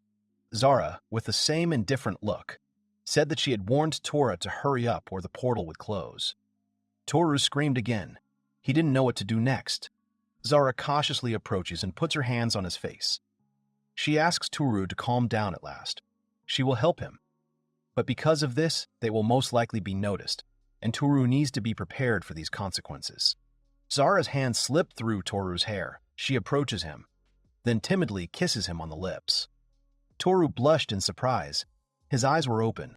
Zara raises her hand into the air. A flickering light emanates from it, gaining strength. Zara opens the portal and thereby frees Toru. His body freezes in the air. Meanwhile, Rindo senses someone's presence and turns around. He cuts off and runs down one of the corridors. Rindo runs for a while, stops, stretches out his hand in front, and touches one of the walls. Next to him sits Zara and Tooru, who hugged her tightly. Zara was looking towards where Rindo was standing nearby. She also hugged Tuora. They sat motionless. Zara continued to watch Rindo, and thought that Toru's aura of invisibility must work. Otherwise, they might be noticed and get into trouble. Rindo, standing still, thought about the fact that it could not seem to him that something was wrong. He wanted to find out what it was. Then the silence is interrupted by a heart-rending scream that Lindworm uttered. Rindo jumps in surprise. Zara was also scared. This scream was caused by Rindo. Someone's grinning mouth with open teeth continued to shout at Rindo and asked that he would have to wait a long time for him, just as the stranger called him to come back as soon as possible. Rindo rushes off in a hurry and replies that he is already running. Toru and Zara opened their arms and watched Rindo running away into the distance of the corridor. Rindo runs into a room surrounded by furniture and instruments related to science. There were 2 other people in the room with Rindo, and a man was sitting in front of Rindo in an armchair. His torso was bare and a hood was on. The second man was sitting next to me and reading. Rindo stood motionless in front of the seated man in the chair. A gloomy atmosphere enveloped the room. The hooded man tensed and moved to the edge of the chair. The hooded man looked very angry. His mouth twisted so that his teeth were visible. There was an elongated pendant around his neck. Another man sitting next to him was also wearing a hood and had a mask with sharp teeth on his face. Rindo was still standing silently in front of the 2 people sitting in front of him. Toru and Zara were standing apart and watching the situation. During the surveillance, Toru decides to ask Zara what kind of person it is that scares him. Zara replies that she knows it's Jermail. Zara continued to look at the muscular hooded man named Jermail and said that there were only losers here. Toru did not understand what Zara meant.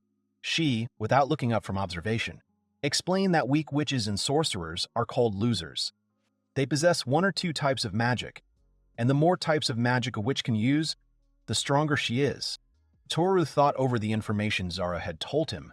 Now he understood what she meant by calling them that. Jermail asked Rindo if there was a process in what they had discussed recently. Rindo replied that there was already some kind of result.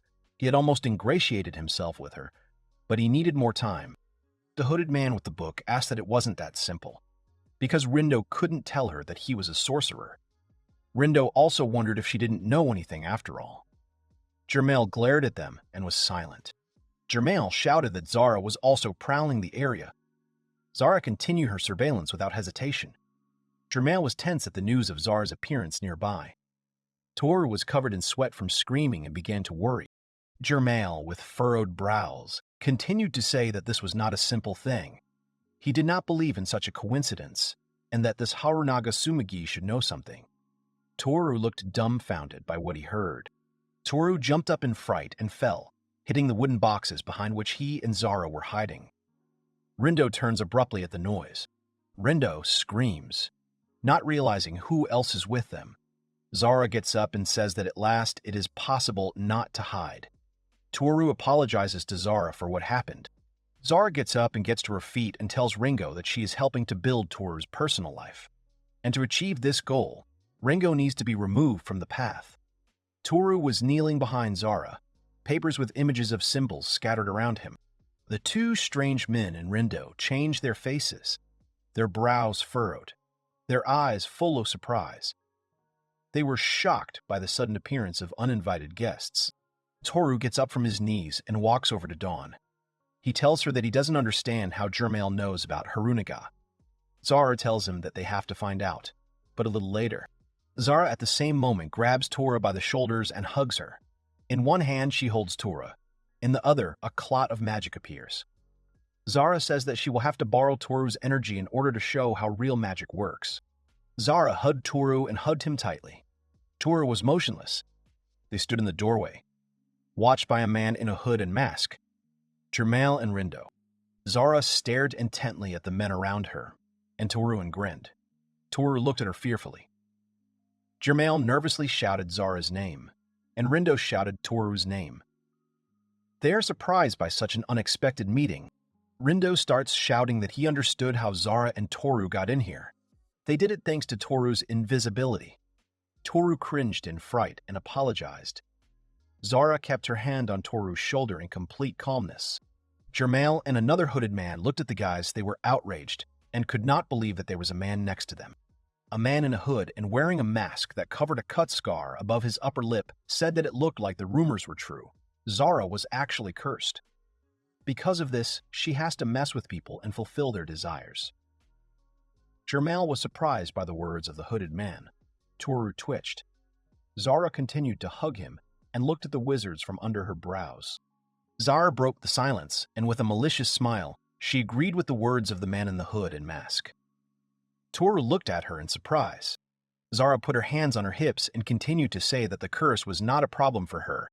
Even under its influence, she was much stronger than the sorcerers standing in front of her.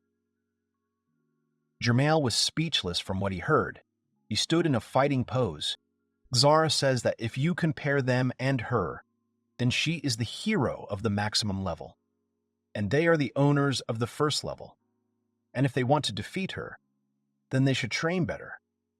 It seems to Tor that Zara has overplayed the MMO games. The sorcerers flew into a rage from the words they heard. The masked man began to take something out of his inner pocket. Jermail and Rindo's hands began to glow.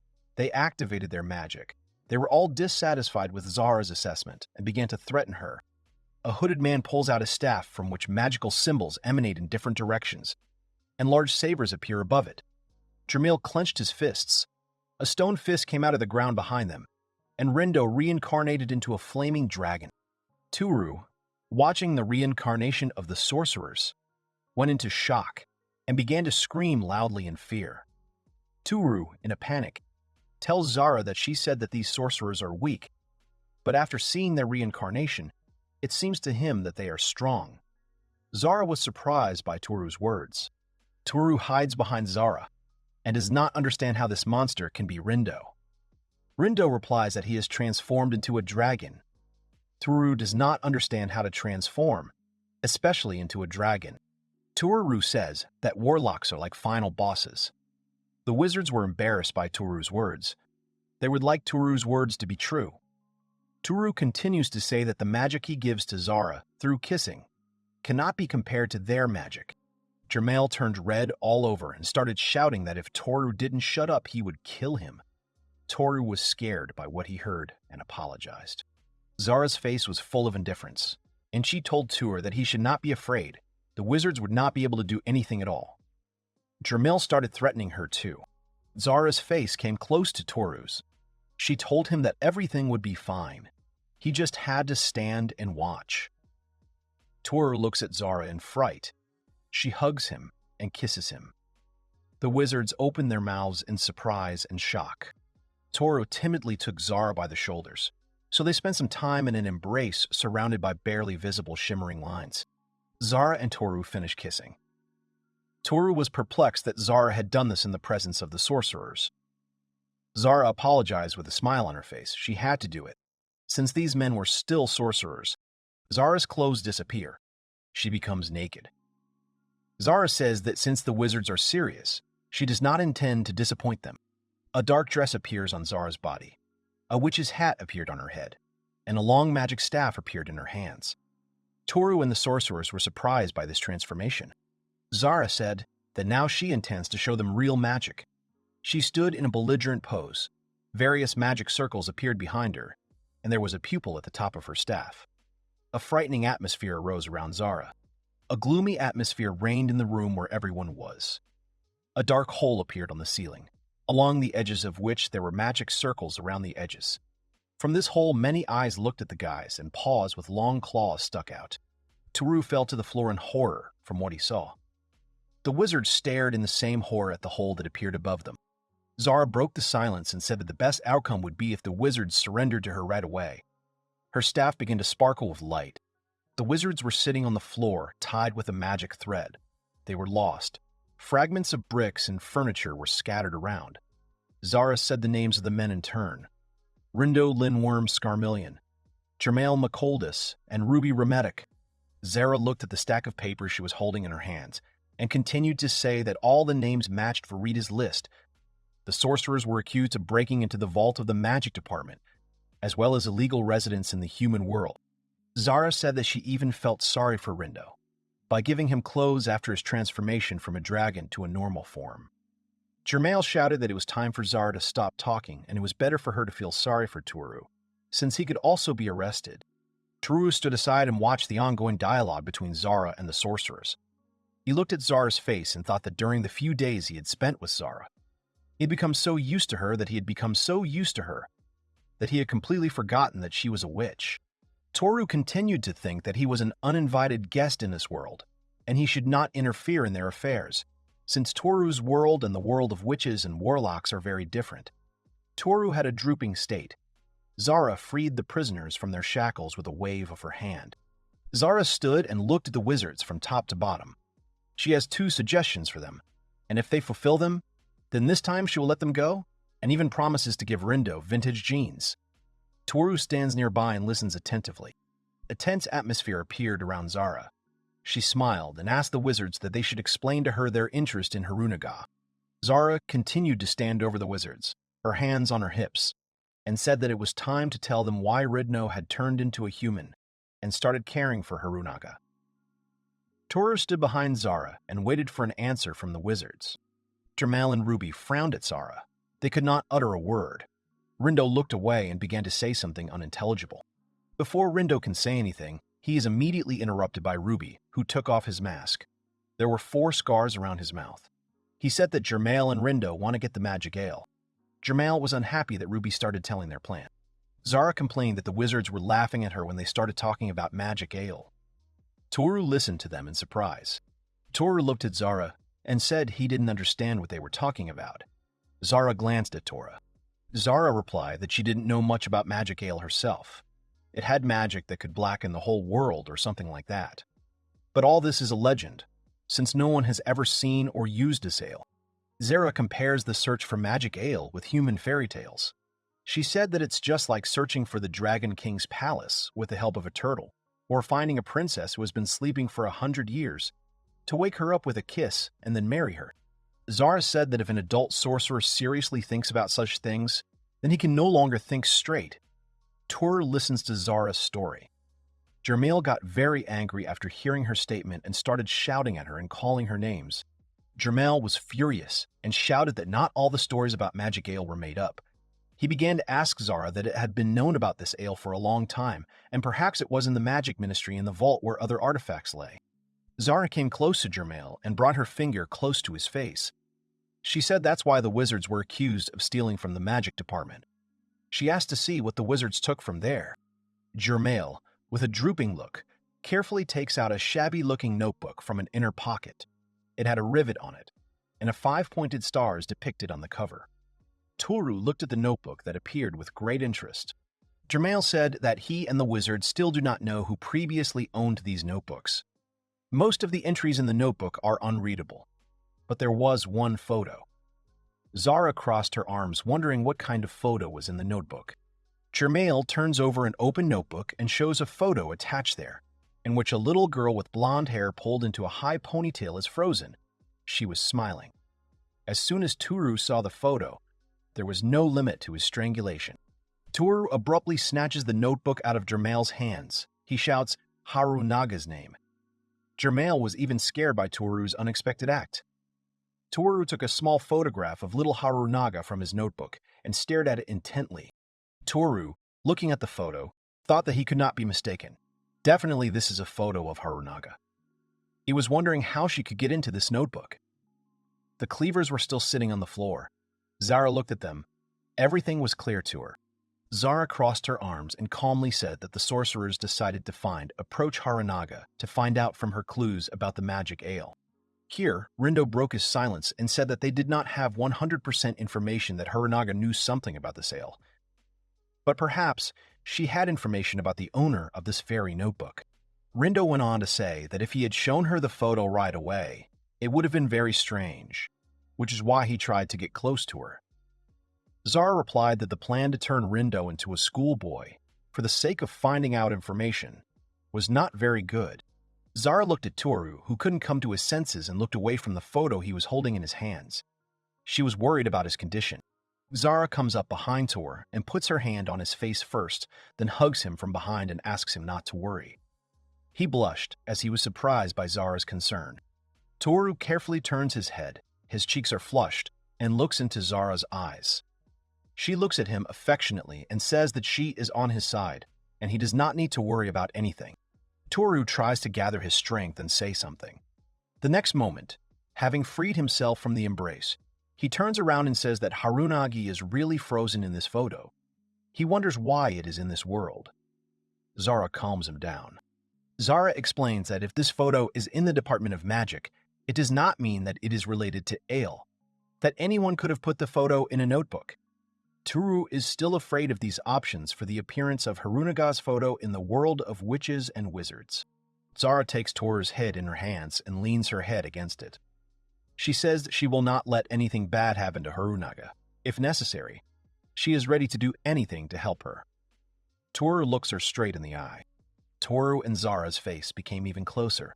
She asked Toru that after her words, he was still worried. Zara abruptly recoiled from Toru, who was sitting on his lap. He was in prostration. Zara was holding a notebook in her hands. She told the wizards that she would confiscate this one. Jermail was outraged by her action. She reminded the sorcerers that they had stolen this notebook. Zara added with a serious face that she would now investigate the case and make sure that nothing happened to Harunaga. Jermail and Rindo were surprised by Zara's words. She waved her finger and the papers with inscriptions and drawings began to move. She handed them to the sorcerers. Jermail did not understand what Zara wanted from them. Against the background of stacks of papers, Zara said that she had agreed with the sorcerers to fulfill 2 conditions. The second condition for them would be to deal with her work.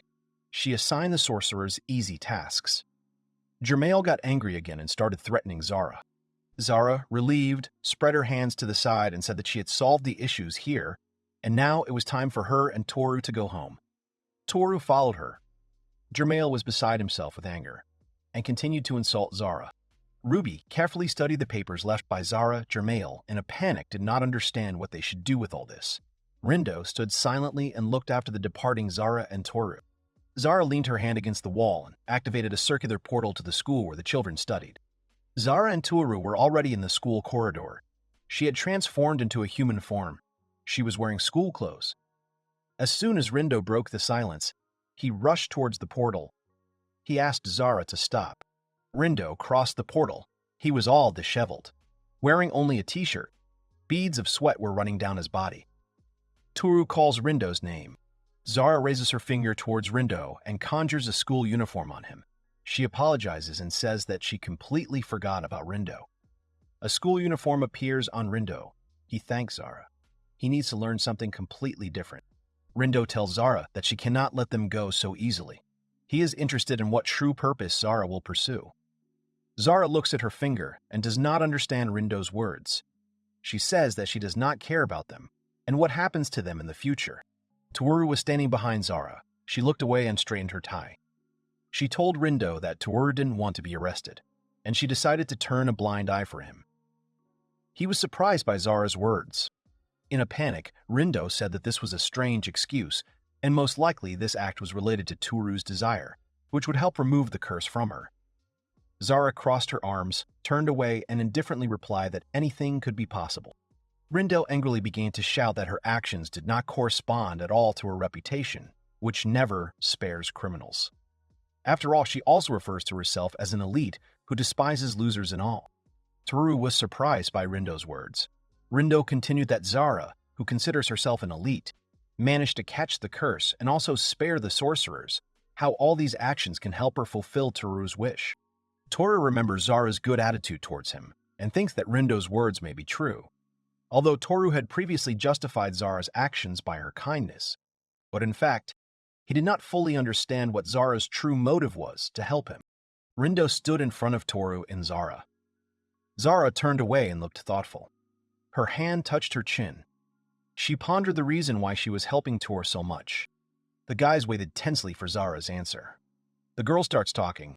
With a serious face, she pointed her finger towards Toru and said that she was doing this because he felt sorry for him. Toru's face and Rindo's face took on distorted grimaces after hearing Zara's words towards Toru. Zara crossed her arms together. closed her eyes and said it also hurt her to see how weak and helpless he was. Tooru stood next to Zara and listened to her, with his hands on his chest. Zara imagined a picture with bulls and a mouse and said that Tooru is like a guinea pig, not even like a little mouse among a herd of bulls. If you leave the mouse unattended, it can die. Just like Tooru, she is trying to protect him.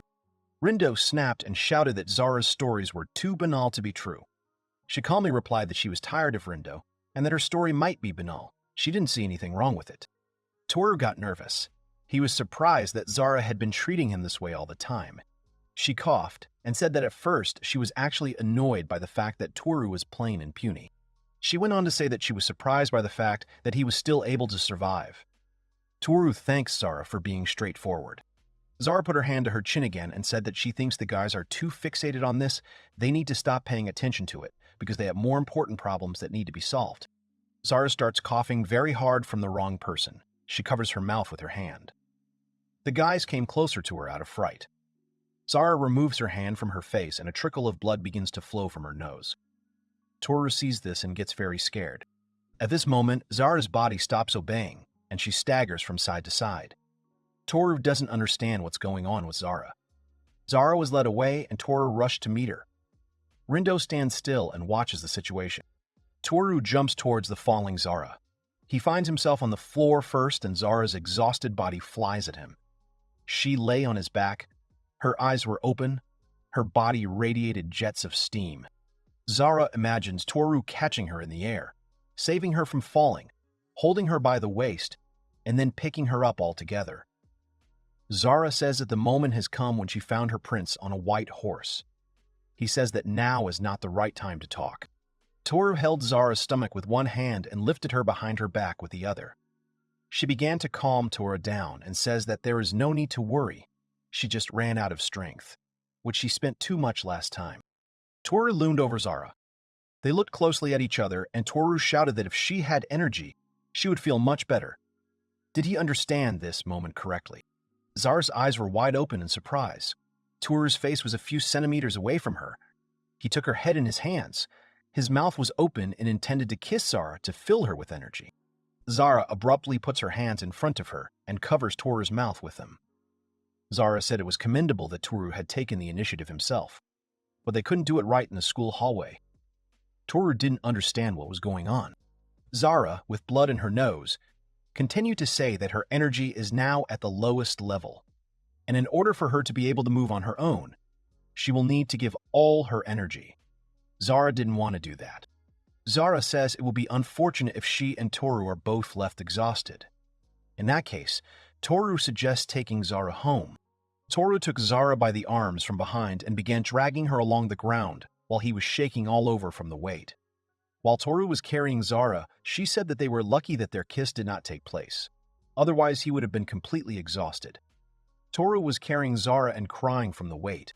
Behind Tooru, who is carrying Zara, Rindo appears and says that Zara's powers are exhausted to the limit. He felt sorry for it.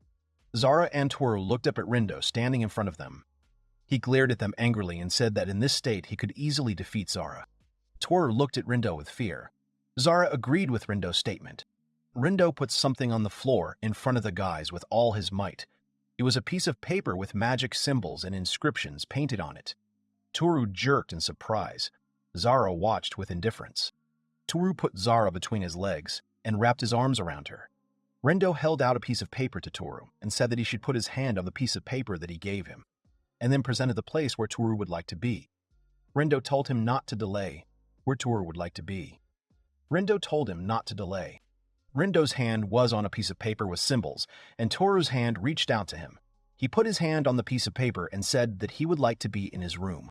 Tooru holds Zara with one hand.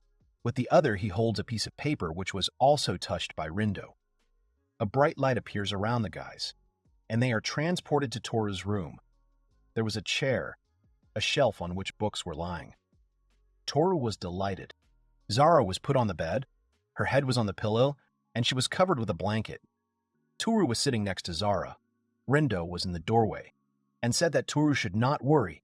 As soon as Zara sleeps, she will feel much better. Tooru gets up, walks up to Rindo and says that he is grateful to him, and he could never have thought that Rindo would help them. Rindo was standing in front of Tooru, his hands in his pockets. Rindo looked at Tooru with an unflappable gaze and said that Zara had let them go then and now he was in debt to her. Rindo was interested in one more question that he would like to ask Tooru. Rindo asked what was the reason he and Zara were so interested in Harunagi Shimagi. Tooru blushed, sweated all over, and a silly smile appeared on his face. Rindo went on to say that at first it seemed to him that they had the same reasons as them, but when they saw the photo, they were very surprised. So it turns out that the matter is different. Could it be that it has something to do with Tooru's desire? Tooru told Rindo everything. Rindo started screaming in surprise. He didn't understand why Tooru had made such a wish for Dawn. It would have been easier if Tooru had made a lot of money or something like that. It seemed to Tooru that he had heard this somewhere before. An image of Zara popped up in Rindo's mind, and he began to think that her image was popping up in his head too often. Rindo said that he shouldn't think about it at all, but since this is a wish for Zara, it turned out to be fair that it turned out to be so difficult. Rindo apologized for his overly emotional and violent behavior. Tooru replied that it was okay. The guys were sitting at the table. Rindo thought about it, and said again that Zara had said that Tooru did not want Rindo to be arrested. Rindo was interested in the reason for Tooru's behavior, because he was an obstacle in achieving the fulfillment of his desire. Rindo spoke viciously, that maybe Tooru has a bad plan to use it for selfish purposes. Tooru denied Rindo's words. Tooru lowered his head down. His gaze was directed at the table, and he said that it would be difficult for him to explain this. But he really did not want Rindo to be caught. Tooru blushed, looked away, crumpled his trousers with his hand, gathered his strength, and said, looking into Rindo's face, that he wanted to become a friend to Rindo. Tooru and Rindo were sitting at the table. Rindo had one hand on the table. When Tooru told me that he wanted to become a friend of Rindo, he was greatly surprised by these words, his face distorted, his eyebrows furrowed, his mouth opened in surprise. Rindo didn't understand what Tooru really wanted from him. Tooru began to convince Rindo that he was not joking and offered to be friends in all seriousness. Tooru lowered his gaze and timidly began to say that he hadn't had any friends since he was little. Tooru thought it was normal. The people around him couldn't be his friends, since they didn't even notice him. Rindo listened to him in surprise. Rindo also put his other hand on the table and asked about Harunaga. Tooru replied that she only cares about him because she is kind. Hoda, he and Harunaga have known each other since elementary school, but they hardly played with each other. Tooru said with a smile on his face that Harunaga has many friends and is a friend to everyone. The guys remembered how Harunaga is constantly surrounded by people. Rindo was confused and agreed with Tooru's words. Tooru interrupted his conversation thinking about something. Tooru broke the silence and said that maybe it was his selfish desire. But if Rindo was arrested, then the guys would not be able to see each other again. Tooru wouldn't want that to happen. Rindo calmly listened to Tooru. Tooru began to feel embarrassed again and looked away from Rindo. Tooru said that Zara and Rindo are the first people Tooru can talk to like that. Even if Rindo is not human, Tooru does not human to disappear. Rindo looked at Tooru in surprise and was silent. At that moment, while Tooru and Rindo were sitting at the table and talking about friendship, Zara was standing in the open doorway and quietly eavesdropping on their conversation. Rindo's face changed. He remembered the words of other wizards who had opened up to be friends with him, since he was not a strong sorcerer. After the flashbacks, Rindo bared his smile and laughed. Rindo covered his face with his hand and leaned on it. Then Rindo said that they were just talking, but Tooru already cares so much about him. Everyone who spends time with Tooru becomes weird, just like Zara. Tooru looked up at Rindo. Rindo's hand was still on his face. He started getting angry and asking Tooru that he wanted to get along with wizards, that Tooru wanted to be a friend to him. Tooru jerked in fright when he heard Rindo scream in questions. Rindo removes his hand from his face. The atmosphere is heated up. His face has changed a lot. His eyes have become angry. His teeth have become sharper and bigger. He said that Tooru does not even know what he really looks like. Tooru was even more scared. Rindo did not take his eyes off Tooru.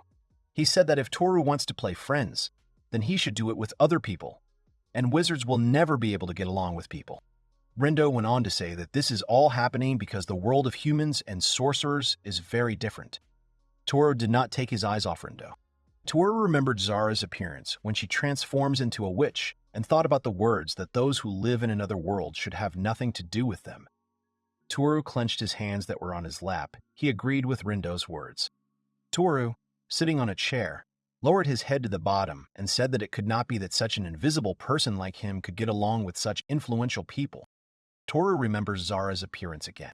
The hero starts shouting that Rindo should forget about the impossible. After all, Toru's wish is that he wants to stop being invisible. Toru kept shouting that he had to reach a level where he could make friends with witches and warlocks. Rindo silently pushed away from the table. He was shocked by Toru's behavior and words. Zara was still standing in the doorway listening to them. Toru gets up from his chair and leans with both hands on the table. He says he will do everything in his power to get along with Rindo. Rindo gets up from his chair, shocked by Toru's behavior and persistence. Toru began to say that, imagining all sorts of forms of Rindo in his head. He imagined the appearance of a giant, various monsters, and even the appearance of a beautiful girl. Rindo asked Toru to stop. His words made it even harder for him to show his appearance. Rindo started pointing his finger at Toru and shouting that it made no sense for them to establish a relationship, since Zara would take care of the photo, and now it made no sense for Rindo to attend their school anymore. Toru was scared by Rindo's screams. Toru fell to his knees in fright and was shaking. He said that Rindo might be right about something. At that moment, Rindo wanted to leave the room. After leaving the room, Rindo bumps into Zara. He gets scared. Zara asks Rindo that he really won't go to school anymore. Zara had a reddened face and was wearing a shirt that was too big for her. Rindo said her name in surprise. He didn't come alive to see her in the hallway. Zara covered her face with her hand and said that she thought it was normal for two similar people to get along with each other. Rindo wondered what he and Toru looked like. Zara said they were both insecure and afraid of everything. Rindo was furious, angered by Zara's words. Zara blushed and looked down at the floor. She said that she doesn't understand the feelings that Toru feels, and it would be great if he had a friend like Rindo. Rindo looked at Zara indignantly and said that people like Toru and him should stay in place. Zara looked up at Rindo and said no. It was Rindo's problem. Rindo had a small piece of paper in his hands, on which magic circles and inscriptions were drawn. He looked at this piece of paper and thought what he needed to do. But he was not the one who had to decide anything. Toru runs into the corridor where Zara and Rindo were. He asks Rindo to stop, but Rindo activates his magic and disappears. The place where Rindo was standing was emitting flashes of light. Toru notices Zara, who should be in bed and asleep right now. He's surprised by her presence in the hallway. She says she couldn't sleep because he and Rindo were talking too loudly. Toru was surprised that Zara had heard their conversation. Toru apologized to Zara and told her that he had told Rindo everything without her consent. Zara replied that Toru had nothing to apologize for. She continued that she didn't care who Toru was friends with. He needed to do as he liked. Toru was embarrassed, looked away from Zara and looked at the floor. He then said that he thought they couldn't be friends. Zara looked at Toru and asked him to sit in front of her. He came closer and obeyed her request. Zara then gently puts her hand on Toru's head. He is startled by the surprise. Zara smilingly said that it didn't matter if she and Rindo could be friends or not. She was sincerely glad that Toru was able to say what he wanted without fear. Zara's face shone even more with joy, and she went on to say that at least Rindo doesn't think of Toru as an invisible man, which is a great success. Toru was speechless and sweating profusely. Zara's hand was still on his head. Zara said it would be nice if Toru could hit Harunaga just as quickly. Toru said in a panic that it was impossible to do so yet. It was a sunny day. Toru was in class. He was sitting at his desk and looking out the window. It was very noisy around him from the conversation of classmates. Looking out the window, Toru recalled how Zara was lying in bed. She couldn't go to school because her strength hadn't recovered yet. Toru was thinking about her and worried about her condition. Toru's thoughts were also busy with Rindo. He was wondering if he would come to school after what happened to them. Toru was distracted from his thoughts when someone called his name and greeted him, and Toru nodded in surprise. It was Rindo in his school uniform. His shirt was unbuttoned. He was looking at Toru. He was surrounded by girls on all sides. After a moment, Toru realized that Rindo was greeting him, and he jumped up from his seat in delight and shouted Rindo's name. Rindo looked towards Toru. Then he asked the girl standing in front of him, who was blocking the passage, to step aside, since he wants to talk to Toru. Rindo was moving towards Toru with a stern face. Toru and Rindo were standing in the classroom. Rindo approached him closely. Toru nervously fingered his hands, smiled, and looked at Rindo. None of the guys dared to speak first. Toru spoke to Rindo first. He was glad that Rindo had come to school. Toru told him about it. Rindo replied that he had not returned to school again for Toru's sake. Rindo made a displeased face. He remembered the boss's order, which said that Rindo should return to school and continue to spy on Zara. Toru smiled stupidly and continued listening to Rindo. Toru's face broke into a smile even more, and he said that he was still very glad to see Rindo back at school. Rindo looked at Toru suspiciously. Then he nervously looked away. Rindo turned around and started walking away from Toru, but decided to say anyway that the holidays were already starting tomorrow. Rindo still did not look at Toru and continued to say that he had previously talked to Harunaga about the holidays. She replied that she had no plans for them. Toru looked at Rindo in surprise and listened further. Toru waited for the conversation with Rindo to continue, but he stood like a demigod and remained silent. So some time passed. Before Rindo spoke, he grabbed Toru's shoulders with his hands.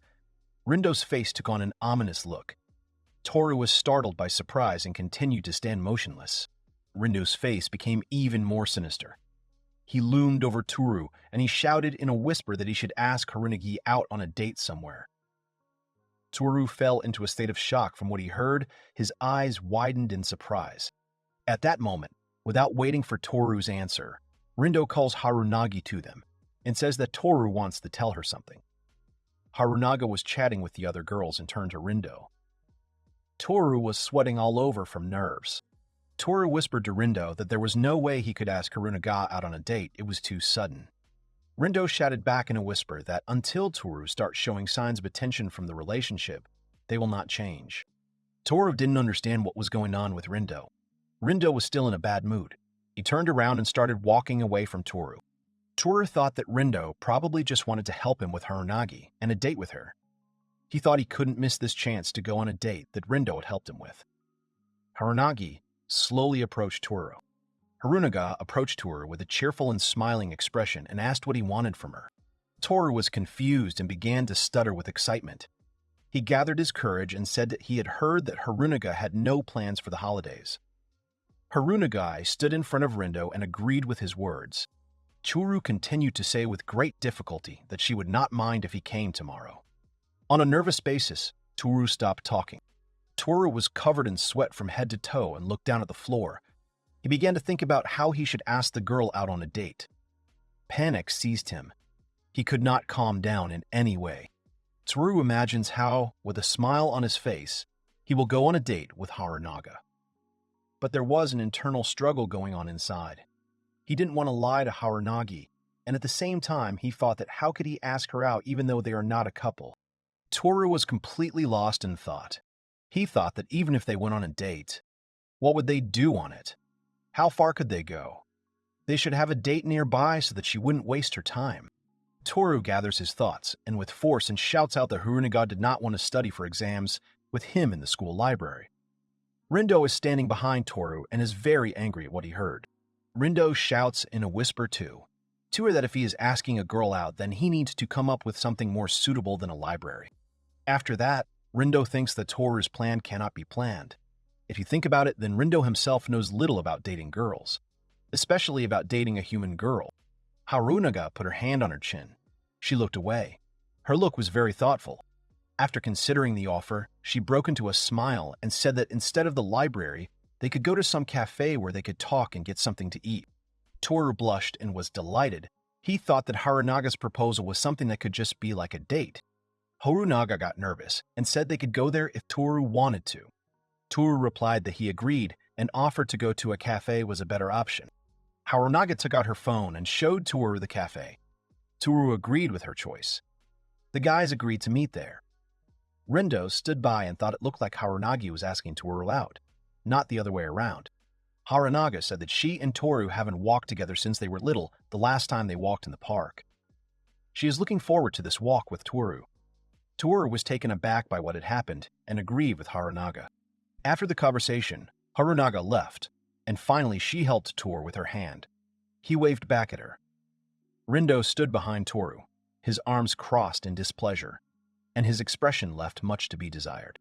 Abruptly, Toru turns to Rindo in a panic and says that he does not believe that he is actually dating Harunagi. Rindo replied that yes, he was happy for Toru. But still the decision was left to Harunagi. Toru was so worried that it was hard for him to breathe. He said that he was happy, but he was not sure that he was ready for this. Toru said that it reminded him that Zara would not be able to recover tomorrow.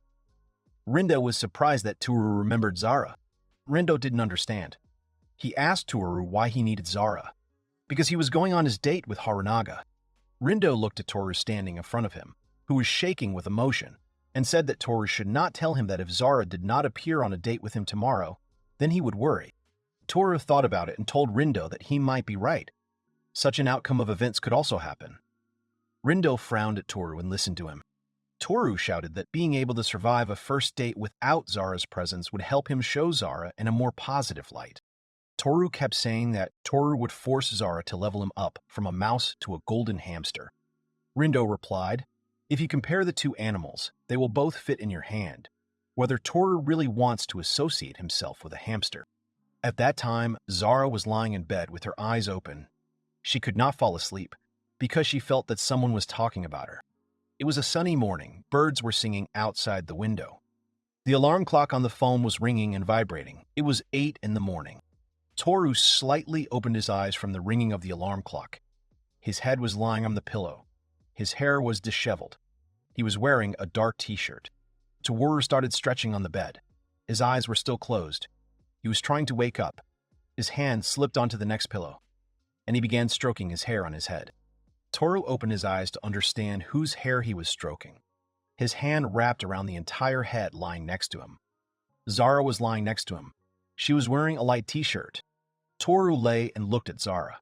Her eyes were closed. She continued to sleep. He stroked her hair and admired her. They lay there for a while, Toru's hand still on Zara's hair. After a while, Toru comes up with the idea of how he and Zara ended up in the same bed, and why they sleep together. Toru's hand continues to be on Zara's hair. Toru remembered how in the evening he and Zara were in his room. They were standing by the bed, and Toru said that she could sleep in his bed, and he would lie down on the couch. Zara said that Toru needed to rest, as he had a date with Harunagi tomorrow. Toru and Zara argued about this for a long time. Zara offered them to sleep together. Toru tried to refuse her, but she made him fall asleep with the help of magic, and eventually lay down with him.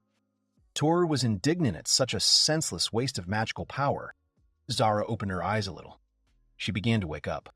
Toru noticed this and wished her good morning and lifted his hand, which was lying on her hair. Zara ignored his words, closed her eyes, and mumbled something. Then Zara opened her eyes again, noticing Toru's hand, and looked at her. She took Toru's hand and hugged it, then hugged it and laid her face on his palm and squeezed it tightly. Toru loomed over her. He was in shock and didn't know what to do next. After a while, a heart-rending scream sounded throughout the house where the guys were. It could even be heard on the street. Zara woke up. She was very scared by Toru's scream. She did not understand why he was so strong and suddenly began to scream. He held one hand on his reddened face. He held the other in the air. He was shaking. He couldn't say anything clearly. Toru and Zara moved into a different room. Toru told Zara that he could help her restore her magical powers if she wanted to. Zara covered her mouth. She yawned and replied that she was fine and did not dare to bother him. Toru took the frying pan in his hands and said that he would cook for her. Most likely Toru would appear at home later in the evening. If Zara got hungry, she would wash off a snack. Zara was unhappy that Toru considered her a child who was left alone at home. Toru nervously rubbed his hands. He said that he would be less nervous if he did anything. Zara waved her hand towards Toru and said that first of all he needed to get ready for the upcoming date. Toru left the room. Zara turns around, and a sealed bread for toast falls into her field of vision. She thought about it and began to put the prepared bread toasts, and next to them on a plate there are fried eggs with sausages for breakfast. Zara went to the microwave and said that she might not be able to use magic, but she could still do so much. The microwave made a noise. Zara stood next to the microwave. Then she looked at the high-hanging kitchen cabinets. Zara thought about it. She tried to reach the locker, but still it was too high and Zara couldn't reach it. Suddenly, someone put their hands on Zara's shoulders. She was scared. It was Tooru. One of his hands was on Zara's shoulder. With the other hand, he was taking dishes from the upper cabinets, which Zara could not reach. She stood motionless. Tooru took out a mug and asked Zara with a smile if she wanted to get it out of the locker. Zara held the mug. Tooru handed her with both hands, and she thanked him. Tooru moved the dishes to the lower cabinet to make it easier for Zara. Zara stood blinking and said nothing. Zara put a plate of toast and a cup on the table. She clarified that Lee Tooru had prepared everything for the date. He stood next to me and said that everything was in place. Wallet, pencil case, textbooks, and notebooks.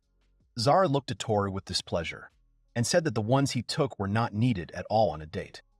Tooru excused himself by saying that he and Harunaga were just going to a cafe to study for exams.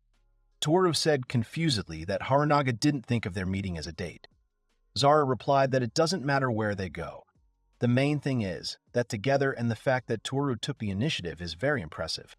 Tooru said that it was Rindo who pushed him to do this. If he had not helped Tooru, this would not have happened. Tooru was holding a bag in his hands. Zara said after Toru's words that it was Rindo's interference that annoyed her. Tooru did not hear Zara's words and asked again. She refused to repeat her words. Zara said that time had already run out and started to escort Tooru out on a date. He was leaving in a hurry. Tooru thought about something and stopped. Then he turns to face Zara and says that he will do everything in his power and asked her to believe in him. Zara stared after Tooru in surprise. Tooru was standing in the doorway. Zara said goodbye and wished him a good day. She waved her hand after him. Tooru thanked her and wished her a good day too. The door slammed shut. Zara stood motionless and looked towards the door. Her hand, which she waved to, Tooru, remained motionless in the air. Then Zara turned around and went into the room. She fell on the sofa and sighed. Then she thought about something. Zara remembered how Tooru reached for the dishes that she couldn't get. Then how Tooru was embarrassed and asked her to believe in him. She was embarrassed and blushed. Zara picked up the phone and started making calls. She called Rindo. Rindo's phone was on the table in the room, and there were sheets of paper with images of magical inscriptions and symbols everywhere in the room. The hooded man picked up the phone. It was Rindo. He answered the call and put the phone to his ear. Zara greeted Rindo on the other end of the line. Rindo was startled by the voice he heard. He did not expect to hear Zara. Rindo was so scared that he screamed and dropped his phone from his hands. Another person sensed in the room and did not understand what was happening to Rindo. Rindo was surprised that Zara had his phone number. Zara calmly replied that Rindo shouldn't worry about it. The second person in the room with Rindo was Ruby.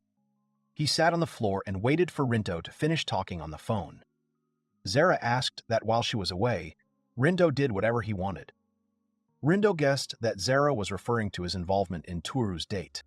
Rindo asked Zara that he needed to ask Zara's permission to do anything, even if Tooru was happy about it. She agreed with his words. Zara asked what Rindo's goal was to help Tooru with the date. Rindo didn't understand what Zara wanted from him. He was determined to end the conversation. But Zara asked him to wait. Zara's face changed. It took on a sinister smile, and she said that there was no way she could miss Tooru's precious first date. Zara cheered up noticeably and said that she would go to watch Tooru and Harunaga's date and invited Rindo to go with her. Rindo was surprised by Dara's words. He held the phone to his ear and looked in surprise at Ruby standing next to him. Two school children were walking along the road and discussing taking exams next week, and they were glad that they could go home early when they noticed someone. A female figure appeared in front of them. It was Sazerashi, whose appearance immediately confused the guys. One of them called out to the girl, wanted to hear something from her in response, but his friend knew the character of Sazerashi and tried to stop his friend from further actions. He knew that she would either ignore him or despise him if she was called out. But the guys couldn't help but admit that the girl was beautiful. Sazerashi saw them, and for a short while she looked at them unhappily. There was a slight puzzlement in her eyes. Then the girl smiled back at them. The guys were stunned by her reaction. And as she continued on her way, still smiling, they assumed that the girl had a split personality or a twin sister, or just a good mood. Someone was waiting around the corner of Sazerashi and attracted her attention, beckoning her to come over. In the next second, the witch in one of her guises attacked the girl on the knee, which she did not quite expect. Addressing the girl as Rindo, she asked him to approach the matter as perfectly as possible since he was going to do it. Otherwise, she might have problems.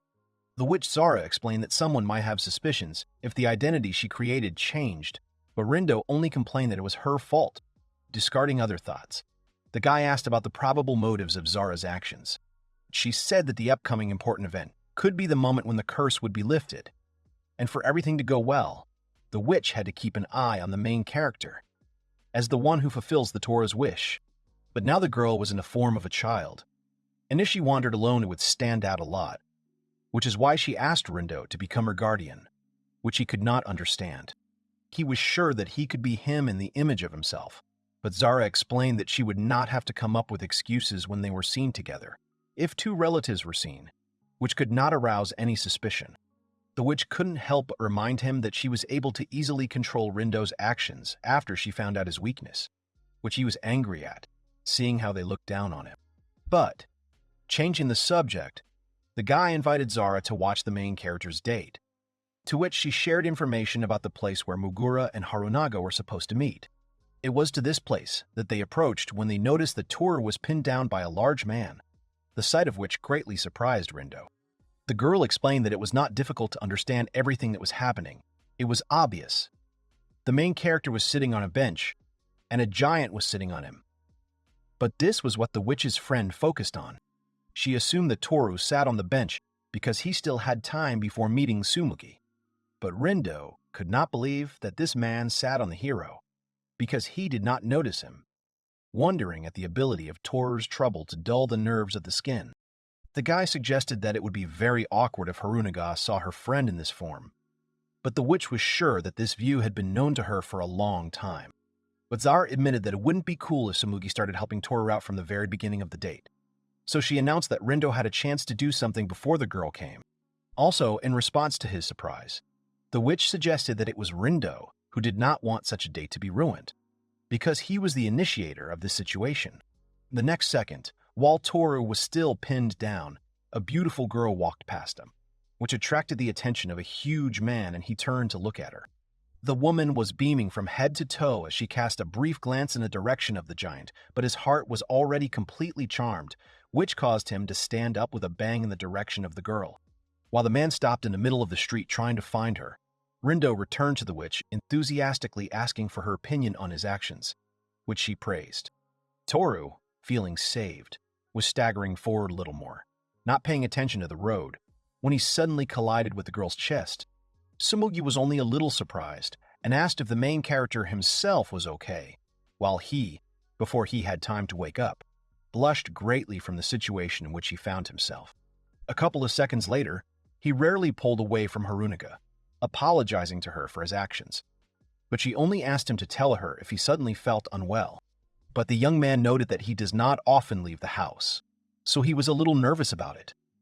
Tsumugi was a little surprised, but asked him not to be so restrained, because after all, they were just going to go to school. The next moment, she took his hand, which surprised not only the hero himself, but also Zara and Rindo. The girl pulled him, offering to continue on her way. And at this time, the witch pursed her lips, thinking about something. Tsumugi enthusiastically dragged Tooru by the hand, while he hesitantly trailed after her, surprised that she took his hand. Zara and Rindo were also surprised by this fact. To their surprise, there was simply no chapel. None of them seemed to have expected this. But while the man was trying to figure out why it happened, the witch already knew how it really was. She pointed in the direction of the couple, drawing Rendo's attention to the fact that they were walking through the crowd. And after a few moments, the guy in the image of Sazerashi finally understood. Confirming his thoughts, Zara noted that passers-by did not bypass Muguru, and so that he would not walk alone, encountering every person from the crowd. Harunaga took his hand and walked ahead, while Rindo sympathized with the hard life of the hero. The witch noticed that although she was pleased with the care of her friend Thora for him, it would be difficult for the young man to show himself on the good side. A little later, the couple approached a cafe when the main character remembered something that he had forgotten, being carried away by a walk with Harunaga. He remembered that it was extremely difficult for him to go to any ordinary cafe. It was common for him to have an order not taken from him, and he could not even find a place for himself because he was not noticed at the entrance, which is why he went to the cafe only with his family. However, remembering Zara's words, the young man pulled himself together and was sure that he had changed, and that he would be able to find a place for himself when he decisively opened the doors of the institution. But a failure awaited him. The staff did not even notice him, and turned to Tsumugi. The waitress asked the girl if she needed a table for one. The girl said that she was not alone and asked for a table for two, to which she was puzzled to be offered a place at the end of the cafe. The waiter was perplexed, not understanding who Harunaga meant when she said that she was not alone, which is why the main character was sure that he was seen only as a spirit, or something like that. Tooru apologized to his girlfriend for making her look like she was communicating with a ghost, but the girl immediately calmed him down, asking him not to worry. Zara and Rindo were watching them at the time. The guy said that Thor was completely desperate, and in response to the witch's explanation that it was difficult to notice if you did not believe in his existence, he did not understand why it was hard to see the young man. Rindo also noted that he clearly saw how the hero came in, which Zara turned her attention to. She said that it was because of the work done by Thor, which her interlocutor did not understand. A little later, in a conversation, Mugura noted that he was hopeless, and that despite the fact that he had recently thought about how he had become more visible, it turned out that he had not grown at all in this business. A moment later, the hero suddenly noticed that he was complaining about strange things and apologized to Tsumugi, being unhappy that he remained pessimistic despite being alone with Harunaga. The girl just kept silent and smiled kindly at the hero, trying to defuse the situation and not let the hero fall into despair. She was not angry with him. She noted that if becoming more noticeable could be called growth, then Tooru definitely grew up, and also clarified that she honestly did not try to comfort the hero. Some of you remembered that, for some time now, when Rindo entered the classroom, he was heading directly towards Mugura, and not as before.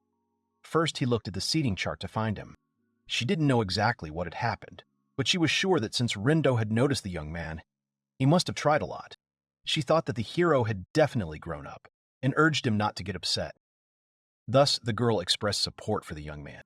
Because of her words, Tooru was very surprised. The young man did not expect to hear such words from a girl.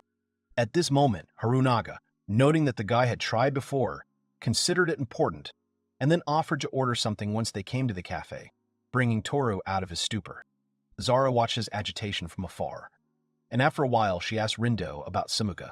Looking into the future, the witch suggested that Harunaga might already have fallen in love with the young man, which meant that Tooru's wish would have been fulfilled, even if the witch had left him alone. After thinking about the question for a while, Rindo said without a doubt that he would not have made any statements at that time. The witch was surprised by his confidence, because, like her, Rindo should have seen them holding hands. But the man in the image of a girl explained that Harunaga behaved this way only because of the problem of Tooru's invisibility. Rindo, on the orders of his boss, had studied with Tsumugi since high school, and knew the girl much better than Zara. He shared that Harunaga was kind to everyone, which earned everyone's love and made many friends. It might even seem to someone that she fell in love with them, because of how nice she was to them. These cases were frequent. Rindo noted that their hopes were hopeless because Harunaga was kind to everyone. This, in turn, meant that no one was special to her, and she could take care of Tooru more than others because of his invisibility. But this did not mean that she was not indifferent to him. Rindo, sipping a drink from a straw, also added that to understand Tsumuga's real feelings, it was not enough to see only her kindness, because this was one of her main features. Having looked at the interlocutor haplessly, the witch was surprised, moreover. There was no limit to her surprise. She was so impressed by how perceptive he was, and decided to order him something delicious. Looking at the cafe menu, the witch understood the meaning of the word special in this situation, decided that she needed to learn more about Harunaga. An image of an old photograph popped into her head, the truth of which bothered her, when someone approached their table. It was Tsumugi, who, despite Rindo's fright, immediately recognized them as Sazerashi and Zara. Rindo realized how much they were distracted by the conversation that they did not even notice how the girl approached him. But fortunately, their presence had not yet been noticed by Tooru himself, who was diligently studying. Rindo said that their meeting in this cafe was a big coincidence. He tried to put on as friendly a smile as possible. At the same time, panicking, Yunsha was thinking about what they should do, because he risked exposing himself. At that moment, Zara spoke up. She noted the lucky coincidence, because she just wanted to talk to Harunaga.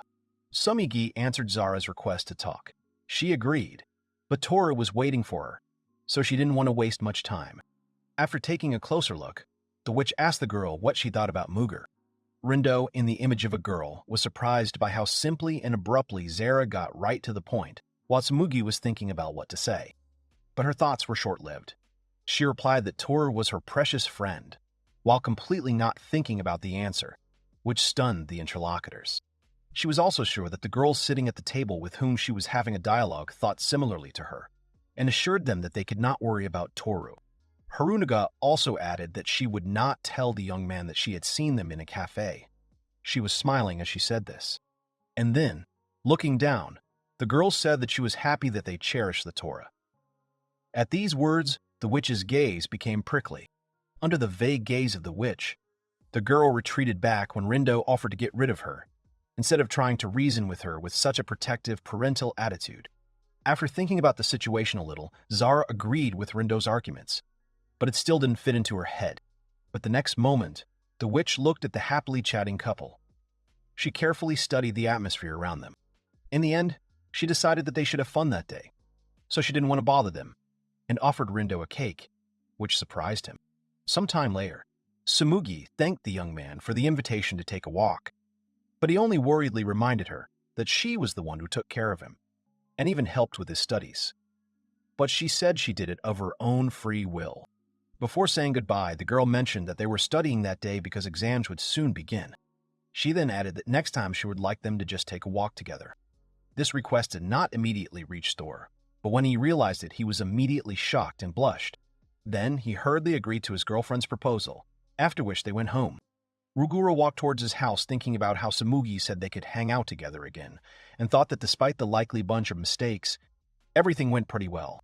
Sometime later, Zara was waiting for the hero at home, who assumed from the threshold that everything had gone just terribly. The young man was stunned because he didn't even have time to say anything, but the witch could understand everything without even asking. She assumed that Tooru wanted to look cool, but instead walked in circles and was stressed, and she could easily imagine how Harunaga comforted him every now and then along the way. These words of hers hit Muguru in the sick, but in fact she saw everything. The next thing Zara said was that his idea of the boy to show himself on the good side, and that he had grown up, was fundamentally wrong, which surprised the hero. The girl explained that if the feelings they were experiencing were important to them, then they did not need to pretend to be cool when they were having fun together or they were happy, but just to be themselves. But the witch did not end there. She added that if a person like Tooru demonstrates that he has grown up, this can only cause a feeling of maternal joy at the success of his son, and not deep emotions. The young man was depressed after hearing this. In the end, after thinking about it, he decided that making their date better was a terrible idea. Mugura understood that the only thing that should have mattered was Harunaga's feelings, but at that time he was only thinking about himself. Zara, after considering his words, explained that she only wanted the hero to think about it and not beat around the bush, and also added that, in any case, the date was not to please Tsumugi. The witch sat down and asked the hero if he had fun, after which, having replayed the events of the past day in his head, Tooru replied positively. He also shared that Harunaga had invited him to go out again, and hoped that he would succeed next time. Hearing this, Zara smiled and decided that it was a good coincidence, with which the young man happily agreed. The witch was also aware of the whole situation, and promised to do everything possible to make Thor's wish come true. After hearing this, he remembered the witch's problem, and worried if everything would be okay with her regaining her magic power. The girl, remembering how sweetly Mugura and Harunaga talked, decided that she had had enough for that day, and besides, it was Sunday ahead. At the same time, somewhere in a dark room, a group of witches were discussing that they had recently seen Zara, and one of them confirmed that she was indeed cursed. That witch was Zara's boss, and she thought late that she probably shouldn't have talked about it. But anyway, she wanted one of the witches, Naku, to do something for her. But at that moment, there was no one in front of her, and Naku herself, stamping loudly, could not believe that Zara was cursed. But she realized that it was a chance if it turned out to be true. She turned to her servant Gilsh, asking him if he knew why this was a chance for them. After a little thought, he said that Naku could fulfill a wish instead of Zara, and she, freed from the curse, would be in debt to them, which hit right on the bullseye. The witch stroked the servant's cheeks, noting that he was beautiful, and told him that, although it would be nice to make Zara her debtor, she wanted to do the opposite. Thus, Nakwell planned to make sure that the hero's wish did not come true, and the curse did not disappear, by taking what the person who caught Zara wanted, and then she will become a half-accomplished witch at the level of a small fry. On that note, Naku announced that they were going to the human world to track down the man who brought the curse on their colleague, as well as prove to everyone that she was better than Zara. At that moment, Thor noticed how the witch next to him trembled. Silence fell in Toru's house. Zara pressed the hero against the wall, sitting on top of him on the bed, and put her hands on his shoulder. The witch kissed the boy, which almost startled him. The kiss lasted a long time, which was very embarrassing for the guy, and only moments later Zara let go of Thora. At the same moment, the girl's body shape changed. She became many times older, and particles of magic hovered around her, and even her eyes shone. The witch was examining how she looked, noting that it had been a long time since she had been in this form, while Mugura was extremely embarrassed by her appearance without pants. While the young man was still confused, Zara was glad that she had finally found the time to restore the magic. Toru thought for a while and spoke awkwardly. He noted that he appreciated the witch's care for her, and asked her not to hesitate to ask if she suddenly needed recovery, because he was ready to help at any time. Zara looked at him briefly, mockingly asked if he missed her in such a form, once again embarrassing the guy. The hero hastily denied that he was bored when the girl asked if he wanted to kiss again at the same time, but Toru was against that too. He explained that he just wanted Zara to make a full recovery so that there would be no more recent incidents. But the witch calmed him down, explaining that there was nothing to worry about, because she herself did not want to completely exhaust her strength, at least until she got into a fight with some magician, as it had been up to that moment. At that moment, the phone suddenly rang, which startled Thora with its melody. It was Verita, her boss, who called Zara's number, annoying the owner of the phone, while Mugura was surprised by the girl's ringtone. The witch answered the call. She gradually calmly answered the interlocutor's questions, but one of them drove the girl out of herself for a second. When Mugura asked her if something had happened, Zara told him that they were planning a small skirmish with the magicians, which the young man did not immediately understand. Sometime later, in one of the points of the city, a portal appeared behind the building, in which there were silhouettes of people. The witch Naquel and her assistant Gilsh came out of the sparkling black portal. Naku immediately applied appearance-changing magic on herself. Thanks to this, in a second the girl was already dressed in a school uniform, and ready to go to an educational institution. The building near which the portal appeared was a school. The witch shared this information with Gilsh, adding also that it was in this place that the person who cursed Zara should have been. Naku ordered the servant to find this boy and bring him to her, so that she would find out what his wish was. At that time, they were being watched from around the corner. Zara and Toru found the enemies before they could, and Mugura was interested in his partner about the identity of the unknown. The witch said that one of them was her colleague Naku, who controlled her own familiar. The girl also explained that they were both in a quarrel, and she was sure that she wanted to prevent Thor from fulfilling his wish, which he did not expect in any way. Zara added that the newcomers to this world knew much more about magic than the recent Garm Company, and said that she did not want to conflict with her colleague, hoping for the hero's invisibility. But in the next second, dark magic appeared behind them. She began to reach out like a paw towards the hero, who by that time still did not suspect anything. As a result, the paw grabbed the Torah. With the help of magic, Gilsh captured the Torah with one of his hands, which Zara did not even immediately notice. She looked back and saw how Naku's servant was holding her partner in his long arm, while exuding a magical shadow under his feet.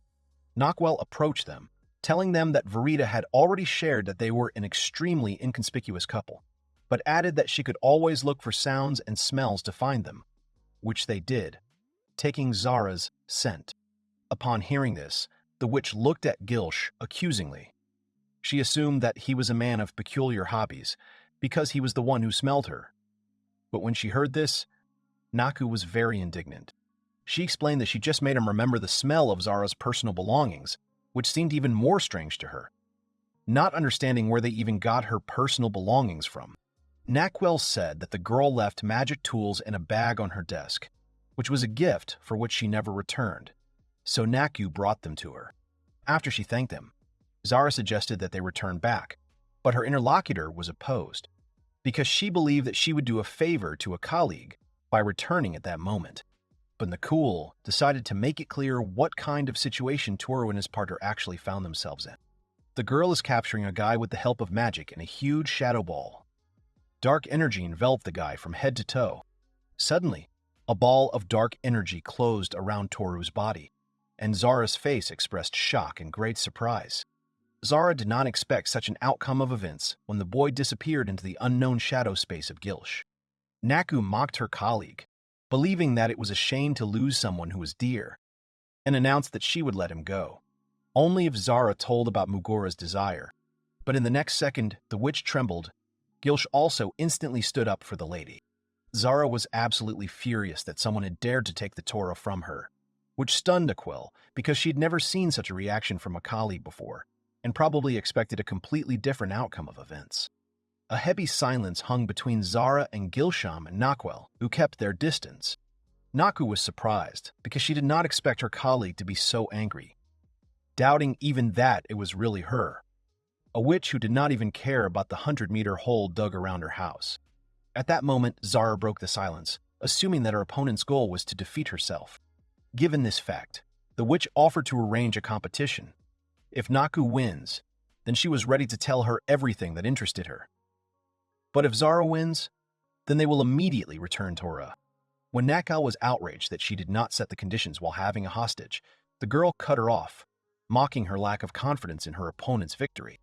Naku remembered how confident Zara could be, even despite the curse she was wearing. And then Naku confidently announced that she had no plans to hold back in the fight. The girl is full of confidence in her victory.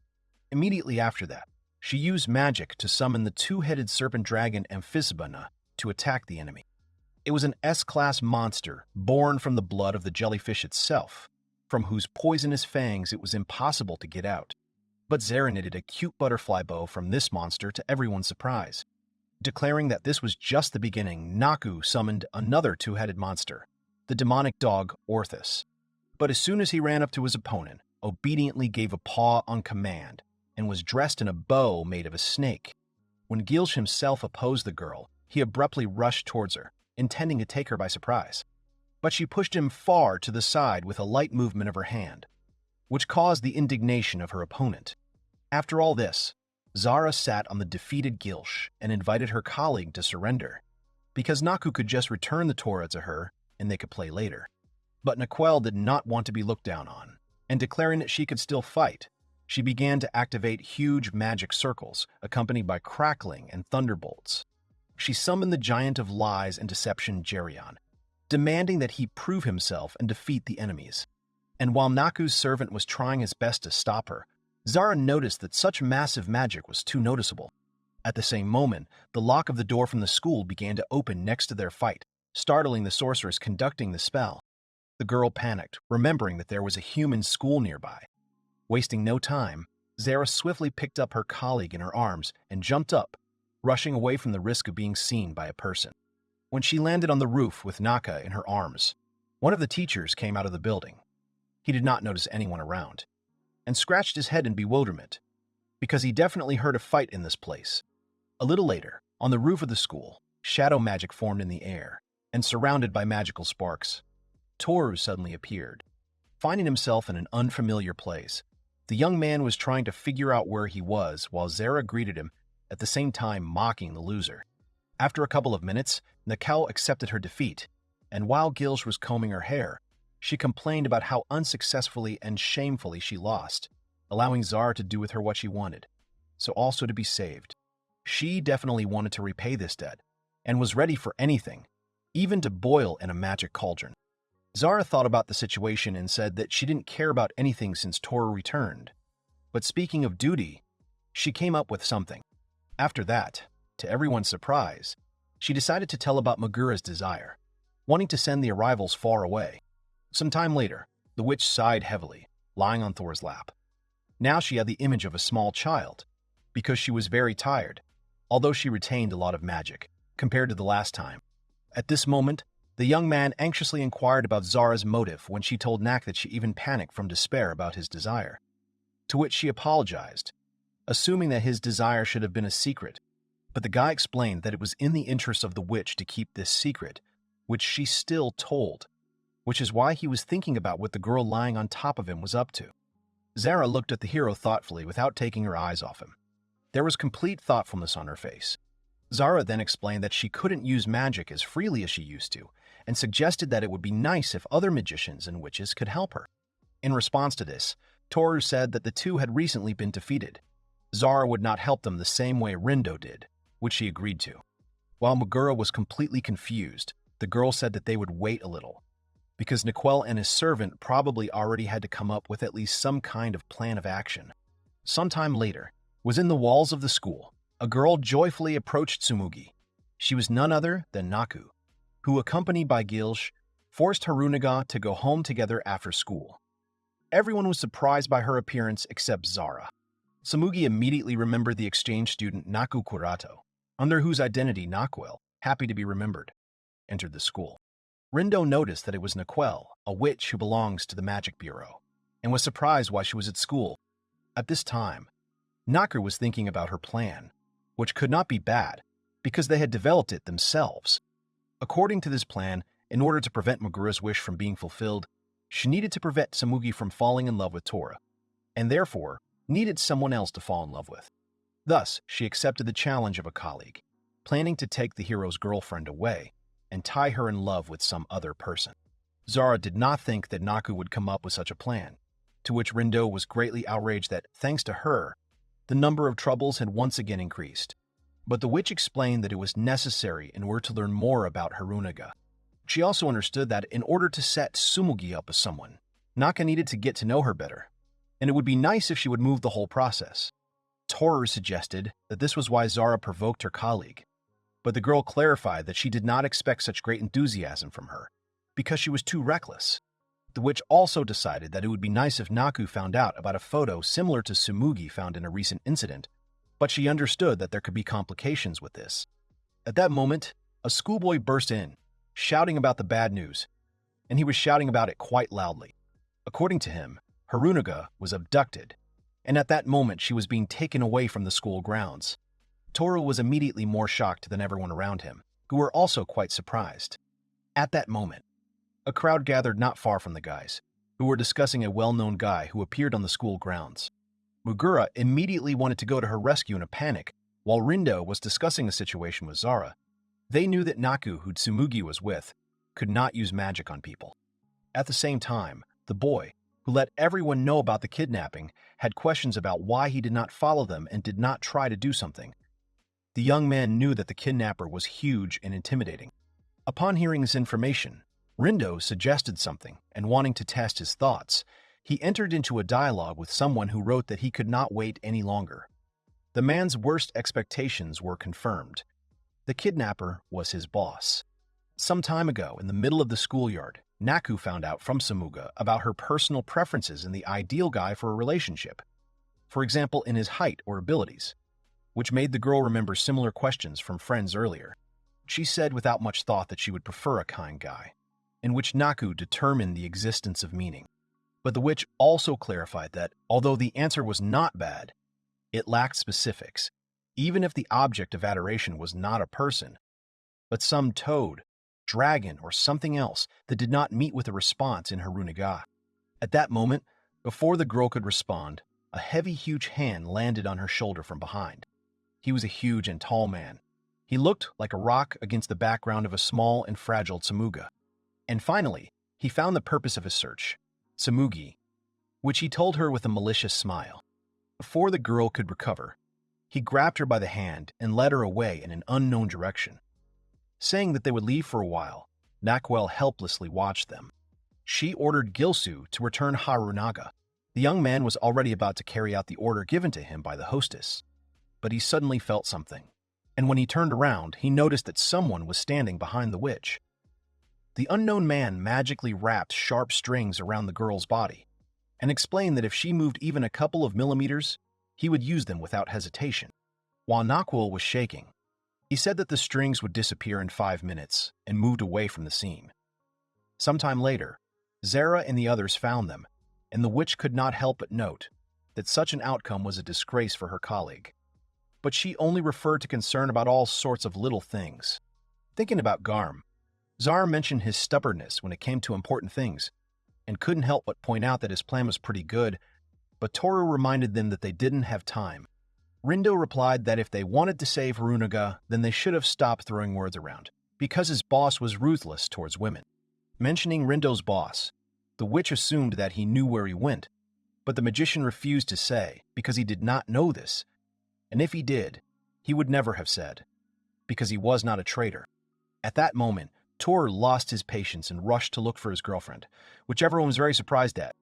Rindo shouted after him that he would not defeat his boss alone. Realizing that nothing else could be done, Zara suggested going to look, assuming that if the opponents had taken Tsumugi with them, they could not have gone far. At the same time, somewhere near the school, Garm said that they had moved far enough away where no one would bother them now. The man had a couple of questions. In response, the girl bowed and apologized for not being able to go on a date with him, interrupting the magician's ardor. He was stunned and did not understand what she was talking about. In response, Tsumugi said that she assumed that his question was that he wanted to confess, and Garm was surprised when he even managed to confess. The girl, in response to his surprise, explained that she decided so because he had previously told her to go with him. But in fact, the man did not mean anything like that, and she misunderstood everything. Comparing himself with Zara, he announced that he was not interested in love adventures, even by a millimeter, and the girl was surprised that he knew her friend. Harunaga also explained that the situation she found herself in was very similar to that of someone from another school, which she expected from Garm, but apologized for the mistake and asked about his question.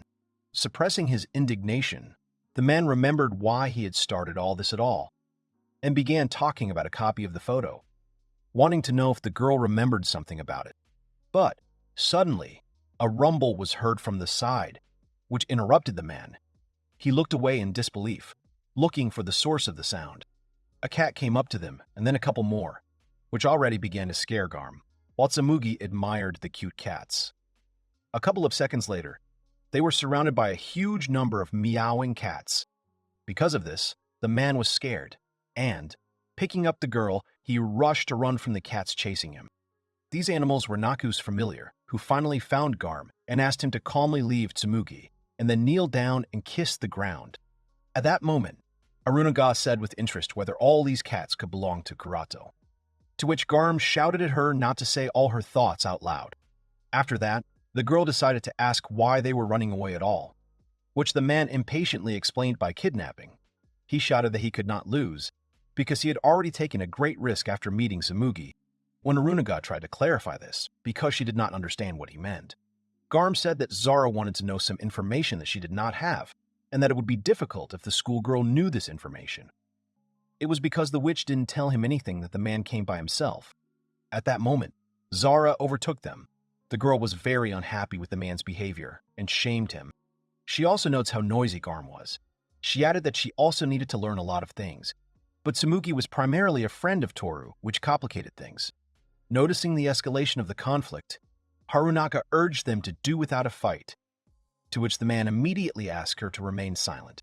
The next thing Garm did was to jerk towards the witch, while he said that since the fight was going to happen, he had the advantage. At that moment, Zara, in response to the enemy's call to prepare for an attack, used some magic with a flick of her finger. Because of this action, a stone fell under the man's feet, causing him to stumble and fall with a crash. The easily defeated Garm couldn't help but curse at what had happened, while his opponent pretended that it all happened by accident without her fault, and then worried about Tsumuga's condition. But the schoolgirl was no longer in the place where she had recently stood. Only a shoe remained there. There was only one shoe lying in the middle of the street. Noticing this, Zara could not understand where Tsumugi had gone, and asked Garm about it. But he also did not know anything about it. He explained that he had nothing to do with it, because if he had used teleportation magic on people, it could have been discovered, which the witch found logical. While Zara was trying to figure out where the girl could have gone at all, someone was walking away around the corner not far from them. The unknown people were pleased that they were not found, and one of them said that in addition to Harunaga, they should have taken a second girl. But someone explained to him that their elder would scold them if they did whatever they wanted. Tsumugi was surrounded by a group of guys with malicious intentions, but she immediately recognized them. They were from Oko's high school. The girl wanted to know what they needed from her, but the guys thought that she should have understood everything. One of the bullies reminded her that the other day she abruptly refused him an offer to meet with him. That's why he's here now, surrounded by his friends, to ask her again. Tsumugi was surprised to remember that he was the one who confessed to her last time, and reminded her that she had already refused him, not understanding why he came again. This time, the young man grabbed Harunaga's hand and pressed it against the wall with a grin, saying that she might not even think about refusing him again. The girl seemed scared of the situation, but then, with her face sparkling with enthusiasm, she was amazed, in her opinion, by the amazing act of the guy. The guy was shocked by this answer. While he was slightly shocked by this reaction, she explained that he had the courage to try again even after being rejected, and he even had so many friends ready to support him. He seemed like a good man to the girl. The guy was perplexed, and turning to his friends, he tried to figure out if she really complimented him in this situation, and the others assumed that she liked him even more, and he only had to push her a little. But Tsumugi immediately interrupted them, not wanting to play to their tune, thus simply taking and expressing her honest opinion. Upon hearing this, the bully got angry, and throwing away her hand, said that the girl could not refuse him. At that moment, before he could do anything else, Tooru jumped out between them, covering Harunaga with himself. His girlfriend was surprised to see him out of breath. Struggling to find his words, trying to catch his breath, he said that he had finally found her. The crowd was unhappy with the hero who appeared out of nowhere, who was trying to figure out what was happening in this place. He only remembered that Graham had kidnapped her. This was the first time she had heard the name of her abductor, and said that she had not yet learned his story, which he had started. At that moment, one of the four guys lost his temper because they were ignored, and swore at Muguru, thereby scaring him to tremble. Less than a second later, a strong punch sent him flying into the air, to the general surprise of the couple and the remaining friends of the bully, who also got followed. It was Graham, who wondered what had happened, only to discover an incomprehensible situation in which some children were involved. He loudly announced that he was looking for Tsumugi on a very important matter, and was ready to greatly harm anyone who stood in his way. Harunaga was surprised. As a result, from this situation, while the beaten guys took their comrade in their arms and ran away from the huge man, enraged to the point of growling. After that, the girl looked at the Torah and thanked the confused young man, explaining that she was, in truth, a little scared. That's why Tsumugi was glad that the hero came to her rescue, thereby embarrassing him even more, but also mentioned Garma. The hero and the man were very surprised by this. The man said that he was not going to help her, and threw her lost shoe, which the girl was grateful for. But Garm clarified that he took the shoe not because he wanted to, but in order to track it by smell, after which an awkward silence hung over. He hurriedly tried to explain in a panic, almost saying that it was sensory perception magic, and admitted the fact that he smelled it, but not because he liked it, completely confusing the impression of himself. At that moment, Zara came up to them, telling Graham to do what he originally wanted and leave as soon as possible.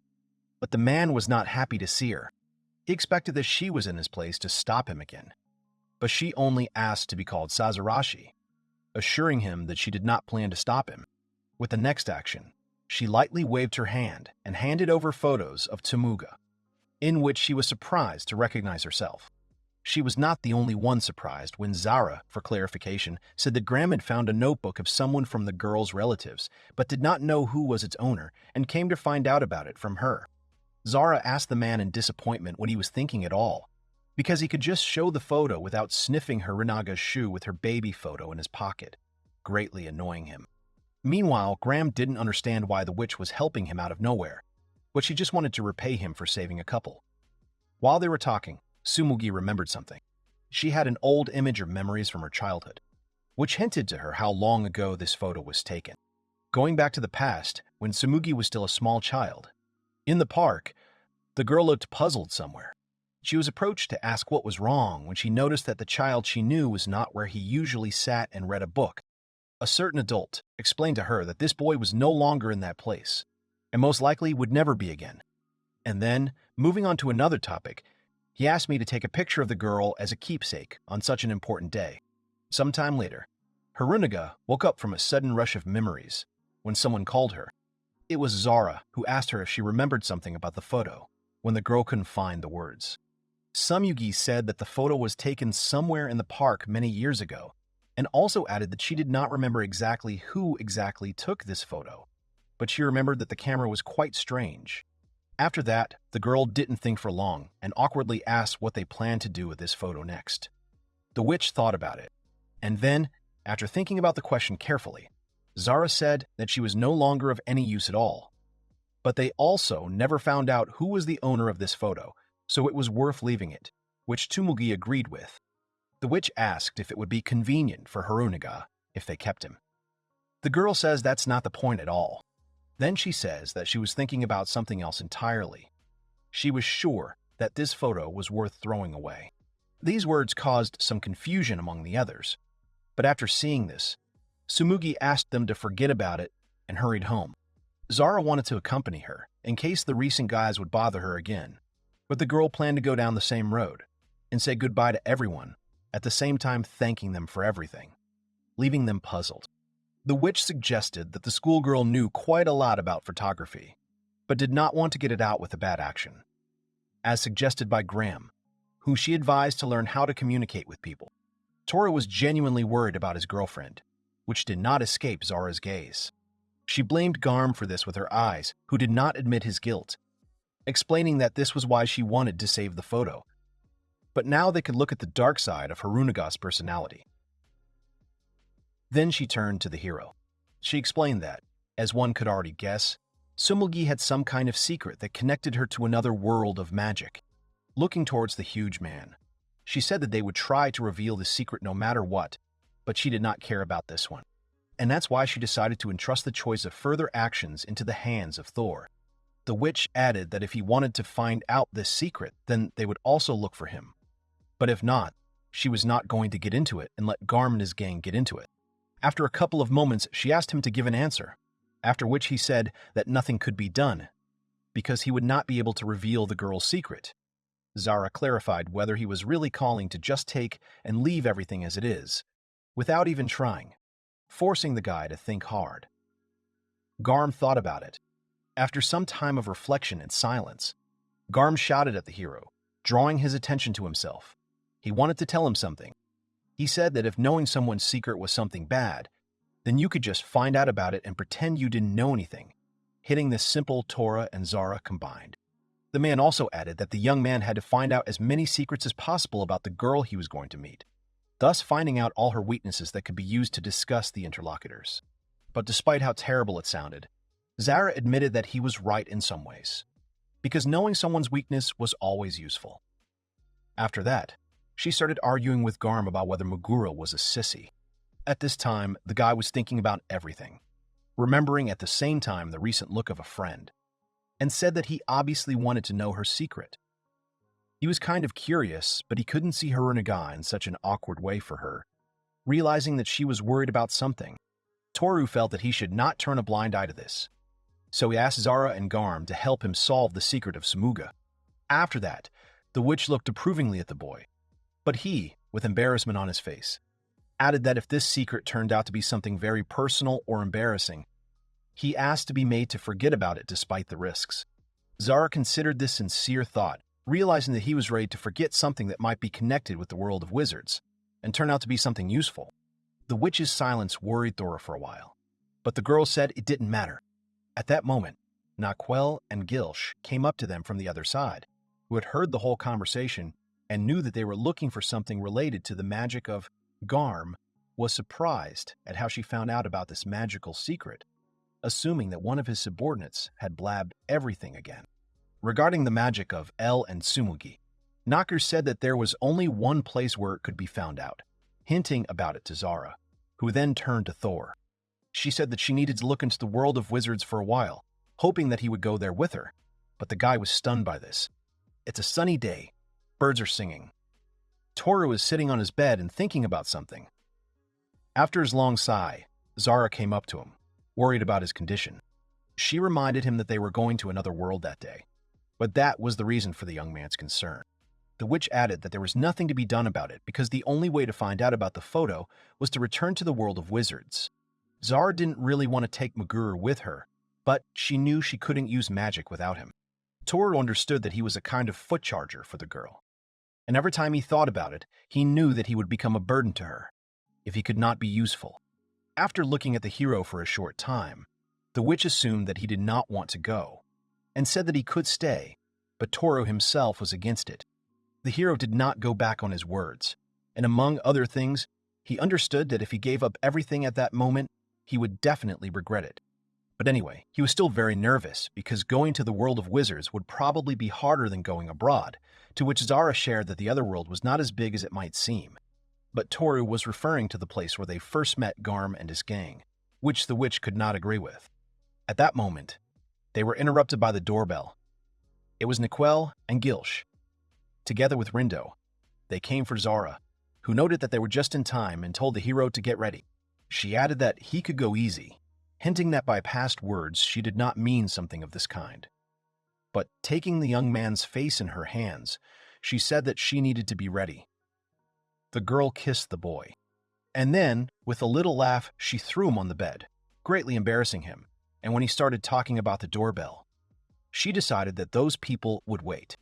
She leaned even closer to his face and assumed that the guy did not want to kiss right in front of the people waiting for them. The guy was blushing more and more. The witch squeezed their fingers together, to which, extremely flushed with embarrassment, the young man immediately turned his attention. While this was happening, Tooru reflected that for Zara, this kiss was just a means to restore magical power. Some time later, the door opened in front of Naku and the others, and Zara thanked them for waiting. But her colleague couldn't help but complain about how long they had been waiting for them. Zara appeared in front of them in a more adult form, which was especially noted by Naquel. The witch didn't want to look like a child once she returned to the world of sorcerers, but Naku scoffed at her ability to maintain this form. Noticing the male magician, Zara asked him why he was with them, because no one invited him, to which he awkwardly replied that the more people the better for you. The witch immediately realized that it was his boss Garm who told him to follow them, but decided that as long as he did not become a burden to them, he could join. After that, the girl told Naka to use the teleport to the Magic Bureau as soon as possible, but she was unhappy with the way she began to command, because so, she made them wait. Naquel added that she helped them because she wanted to gather information about Tsumugi herself, but she wasn't going to follow the witch's orders or anything. Zara only calmly agreed with this and thanked her for her efforts, thanks to which she could keep her shape. Briefly taken aback by gratitude, Naka was glad that Zara herself thanked her from the bottom of her heart, and Rindo, watching from the side, could only be surprised at how easily the witch managed to calm her colleague. Immediately after that, Niquel activated magic with her staff, concentrating the shining particles at one point. Around the audience, the magic circle was more delighted, which bestowed radiance on everyone standing within its boundaries. And then, with a blinding flash of light, they were successfully teleported. Tooru opened his eyes when he noticed exactly where he was. The room was filled with different inhabitants of the magical world, who both walked and flew, and communicated with each other. Mugura was surprised by what the Magic Bureau was like, and how many witches and wizards were around. The next thing he noticed was his appearance, or rather new clothes, and he did not remember when he managed to put them on. But he was delighted with his new look. Zara explained that it was a disguise just in case other witches or wizards noticed him, even with his ability to hide, which the young man was grateful for. Tooru noted that the world around him was very unusual. Both people and objects were flying, but the witch asked him not to look back and not to leave her, because in some places it was dangerous. As an example, she cited a room nearby from which loud noises could be heard. Illegally bred monsters were kept there, which were extremely dangerous. Pointing to another place, Zara said that it was cursed. The ghost of one of the past members of the staff appeared there. Naku interrupted their conversation, reminding them that they needed to hurry up and find out more about the photo. Zara suggested first going into the Hall of Magical Relics and asking the keeper to look at the photo, because according to her assumptions, it was unusual. When Mugura asked her why she thought that and what she meant, a woman suddenly screamed. Zara was hugged by two witches by the shoulders. One of them thought that she would come that day, and the second impatiently urged her to go, hinting that something had almost begun. The two girls promptly and in a hurry grabbed and dragged the witch away, also reminding that it was worth hurrying and not well, while Tooru helplessly watched this. Naku remembered that it was the day of the sanctuary at that moment and encouraged Gilsh to go there when they were asked about this event by Rindo. The witch explained that this was a secret event that was held twice a year, and during this monstrous event, many were injured. The guys couldn't understand why it was held so often at all. But Nakwell added that for Zara in the past, this event was a trifle, and in the present, in the girl's opinion, she should thank the gods if she could get out of there alive. Then Tooru was stunned. The group gathered at a huge gate with a magic circle inscribed on it in the center. The entrance surprised Tooru, who had no idea that Purgatory was in such a place, and Rindo assumed that Zara had been taken to this place, which Naku confirmed. The man also clarified what exactly the witches were doing in this Purgatory, remembering that they were injured there. In response, Naku invited him to see for himself if he was not afraid and did not want to wait for the end at the entrance. The witch herself was going to take part in any case, and entered the space, expecting that at least this time she would see Zara's shameful failure. But Tooru did not have time to stop her. Rindo didn't know what they should do in such a situation. He had absolutely no assumptions, and in the end he said that they had to go after Zara. But he knew that he would be seen as a white crow. But Tooru was going to go, knowing the witch's problem with magic. Rindo looked at the hero, and gathering his strength, said that since it happened, despite the dangers, everything would be fine with Mugura if he could stay away. The guys entered the magical space, which Thor was unaccustomed to. But immediately at the entrance, an unknown monster stood in front of him, in front of which lay the bodies of several wizards. At first, the monster did not notice the hero because of his ability to be completely invisible and began to walk away. But after a moment, his eye was fixed on the young man, greatly scaring him. Upon seeing the boy, the monster attacked him with its mouth wide open. But before he could do anything, a magic spell flew into him. It was Zara who came to the rescue of the guys, happy that the young man had come. Mugura couldn't figure out what kind of world he was in at all, to which the witch explained to him that it was a venue for purgatory. But the guy regarded the chaos reigning around as something scarier than even hell. The young man still did not understand why this event was held twice a year and what Zara herself was doing here in general. Despite Rindo's assumptions, the witch explained that the wizards wanted to experience this dungeon and its boss. She also added that an employee of the department who has reached the end in this space will receive a double bonus to his salary, thus making it clear that everyone participated in this for the sake of money. The others also said that this was done to increase magical powers, as well as for the sake of a reward for each demonic beast, which is why everyone was so desperate and went hunting, despite the rapid decline in participants. But the girl assured that there was no need to worry about their lives. All the losers went to a separate room with a handkerchief as a consolation prize, and the animals were made using magic. Zara also added, defeating another enemy, that the event was held on a voluntary basis, and the participants themselves were ready to be absorbed. Then Tooru asked if there was a need to force her to participate in this event, but the witch said that her friends had asked her to do so, and among other things, she wanted to get the money herself, to which Mugura could not find how to answer. But Zara added that she would not bow out from her original goal. At that moment, a loud sound was heard not far from them. It was Enra from the Department of Magic Tools Management, who had already managed to win the most victories that day. Defeated another enemy. Speaking about this girl, the witch said that the storage of magical relics was under the jurisdiction of their Department of Magical Tools. The employees of this department came to this space every time to test the invented magic tools, as well as the excavated relics. Thus, now was the perfect time to approach Enra and talk to her before it was too late, which was exactly what Zara was going to do, because she never ignored her initial tasks. At this moment, The Purgatory Battle commentator loudly said that Zara from the Magical Crimes Unit had been quiet lately, and suggested that it was because of the vacation she had taken. The spectators at the fights from the same department complained that the witch was cooling off and demanded to try harder because their bonus was at stake, which made her angry because of their pomposity. At that moment, she talked about how everything around her annoyed her and wanted to finish after she had already defeated a couple of demonic monsters. But she was interrupted by a girl who came up from behind. Ra, provoking a battle, attacked Zara, telling her that the magic tool had exceeded any expectations this time, declaring that her opponent could be proud even of losing. But the witch disagreed. If she lost to someone like her pride would be severely hurt. At this time, Tooru, aside, did not understand why they were doing this, because the purpose of the event was to defeat demonic monsters. But Rindo explained to him that victory was for the one who would reach the end, which gave the will to fight. Zara told Rindo to take Muguru away and hide somewhere in a corner, which he did not argue with at all. The young man was also worried that the witch would not be able to use magic, but the man who retreated with him explained that if she felt danger, she could retreat. Continuing to walk away from the battle, Tooru looked at the back of the fighting girl, worried about her battle, when he accidentally stepped on some kind of entity. He felt guilty and tried to apologize to the unknown creature as he gradually recovered from the blow. Immediately after that, the monster suddenly rushed to attack the boy, scaring him to tears. Seeing this out of the corner of her eye, Zara turned away from the enemy and rushed to the hero's rescue, and cut the monster with a light movement of the magic wand, while the young man remained stunned.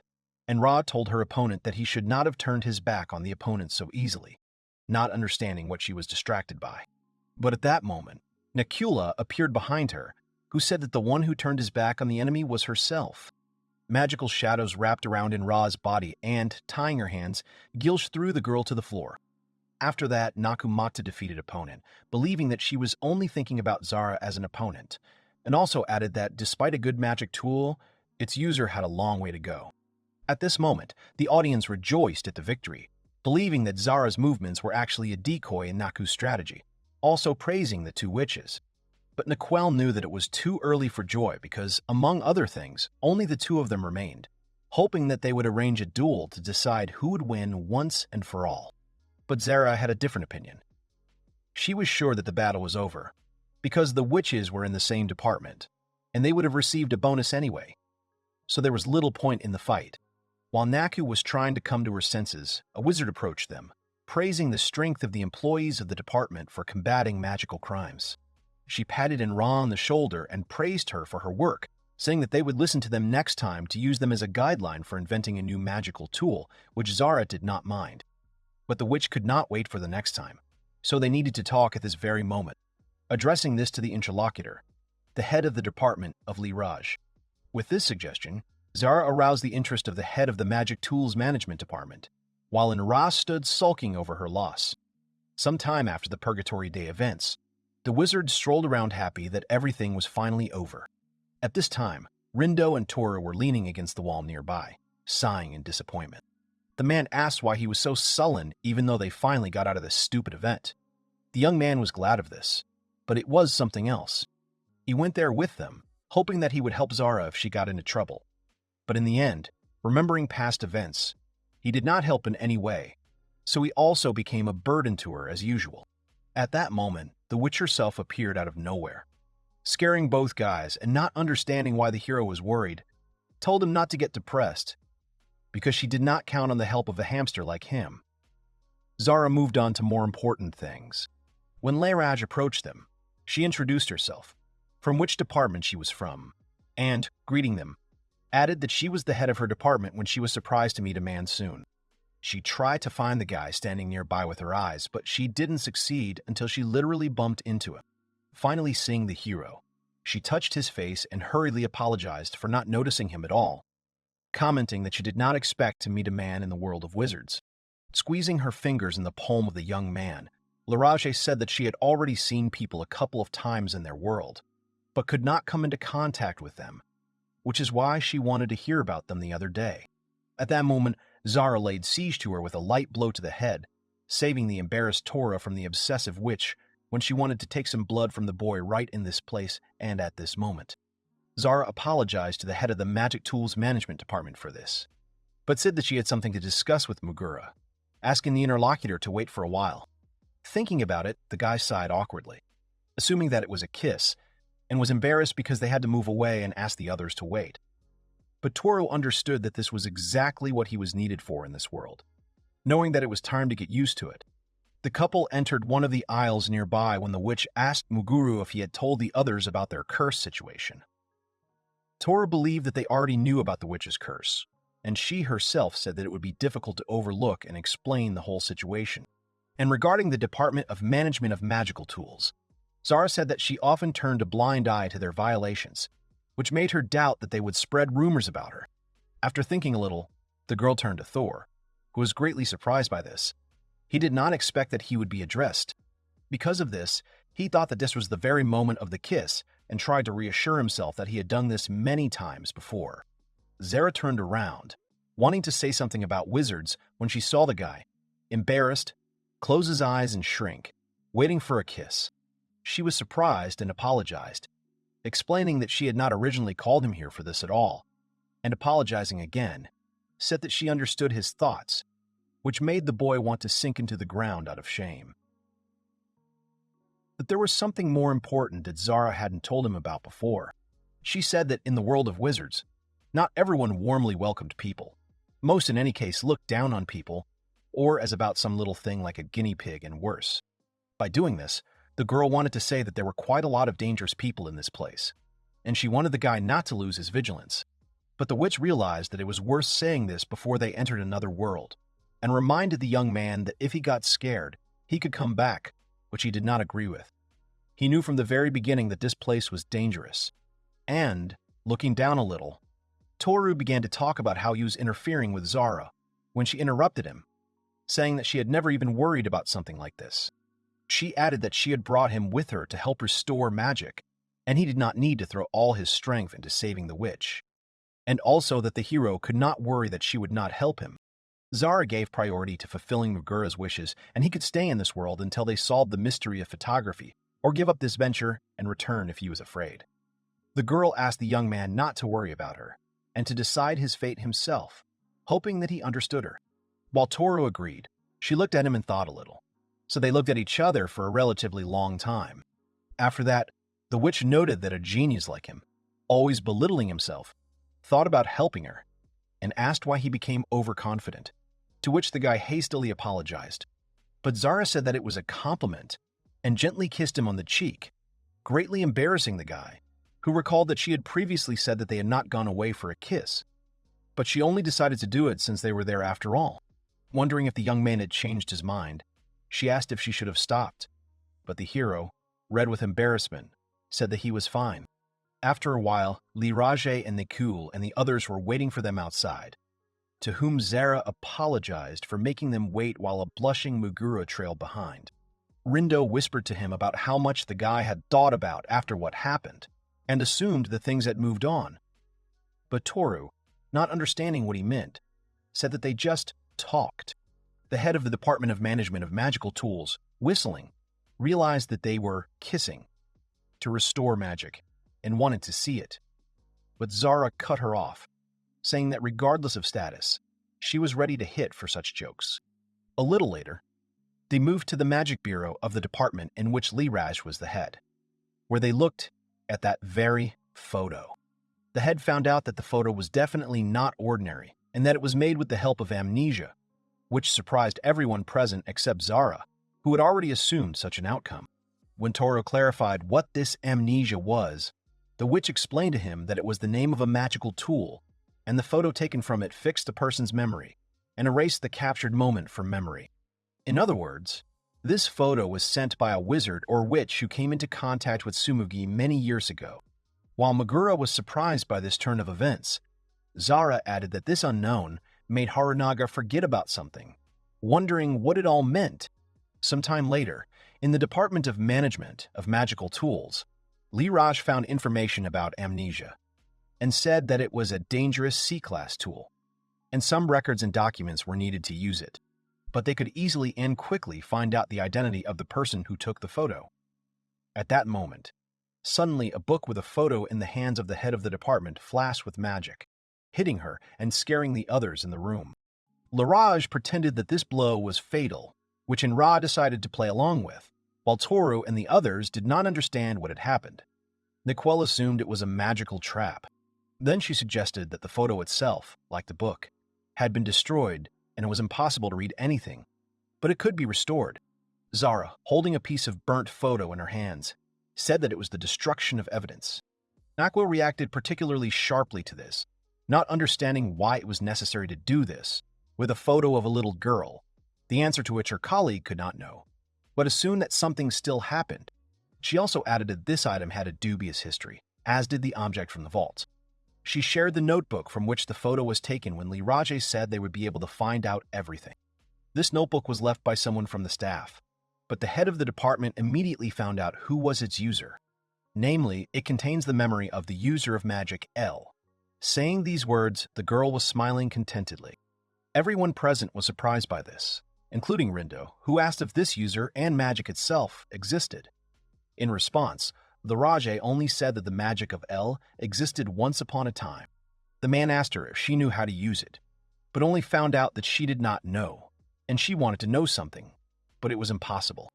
According to her, in fact, no one could control the magic of L. It took the guys a while to figure that out. Then the head of the department, remembering that there was a man among the wizards, decided to explain to him everything about this unknown magic. This type of magic did not belong to any particular type of magic. Experts said that it was called that because it was not used by anyone. According to the old records, magic Oli could summon tons of monsters, or wipe the country off the face of the earth. But the energy cost was huge, and the formula of the magic circle was absurd, as one of the things that magicians could not use. This phantom magic should have existed based on old records, but they didn't know how they could use it. With this, Liraje finished her story. At that moment, Zara whispered to Rindo that she doubted the existence of something like this, and that she did not believe the notebook, and also believed that some theory written by an enthusiastic magician was more suitable here. But the sorcerer did not let up, and was sure that if there were memos from the user of this magic, then magic itself existed. The girl says that this is not quite true. Liraje sharply disappointed him, explaining that this type of magic was inherited in the clan, so after the clan ceased to exist, magic also died, which sometimes happened. So the memo was from someone who had long since left the world, as was his magic. Rindo was shocked and disappointed to regret the efforts he had spent over the past few months. Zara noted that she wasn't worried about Rindo's errands, but then she was interested in reminding them about the owner of this notebook, because that's how they could find the owner of the photo itself. Liraje said that this memo belonged to someone from the Labalis family, left 10 years ago, which none of those present could believe. Even Zara was stunned for a while Naku was even scared when Tooru asked about this very family, to which the witch replied that they were not famous. She added that they just found out about them by accident, asking to confirm the complaint, which left Ainley silence. Rindo, in response to Tooru's question about whether he knew about the Labalis, said that he did not know them, but had heard about the magic they possessed. Speaking of this very magic, everyone stared sharply at Muguru, making him tremble, because he did not understand what they were talking about, looking at him with such faces. He started to blame himself until the others dared to say something, being stunned. Tears came to the guy's eyes. But noticing this, Zara sighed and hugged Thora, hugging her to herself. Holding the boy in her arms, she apologized. She was very sorry for the hero. She did not want him to cry. She says that they were also surprised, and added that the young man had nothing to fear, as they would not allow something frightening to happen. After a while, Tora rubbed his eyes and said he was fine. He didn't want to look like a little kid. When Zara asked Rindo not to create such an atmosphere, because the hero was not used to such a gaze, even at normal times. At that moment, Liarje said that the magic of the Labalis family allowed people to turn invisible. Upon hearing this, everyone was once again stunned to the point of trembling when the head of the department added that, as an extremely inconspicuous person, Tooru could have been bewitched by Labalis magic, which made him turn pale, not believing it. The young man stood in the middle of the room surrounded by magicians and witches, still not believing what he had heard. He clarified that the man of the Labalis family was the owner of the photo from Samuga, died 10 years ago and could use magic, which makes others invisible. Summing up these results, he was in a panic, not understanding what the others wanted to say, assuming that whoever took Harunaga's photo also did something that made him so inconspicuous. But they couldn't be sure. Anyway, Zara believed that Tooru's invisibility was an abnormal phenomenon, but the fact that the owner of the notebook was a relative of Tumuga and possessed invisibility magic suggested that such an outcome of events was possible. Mugura swallowed because of what he heard when Zara hinted that they themselves wanted to ask him about it. And Rindo rarely asked the hero about when he had lived with such supernatural invisibility.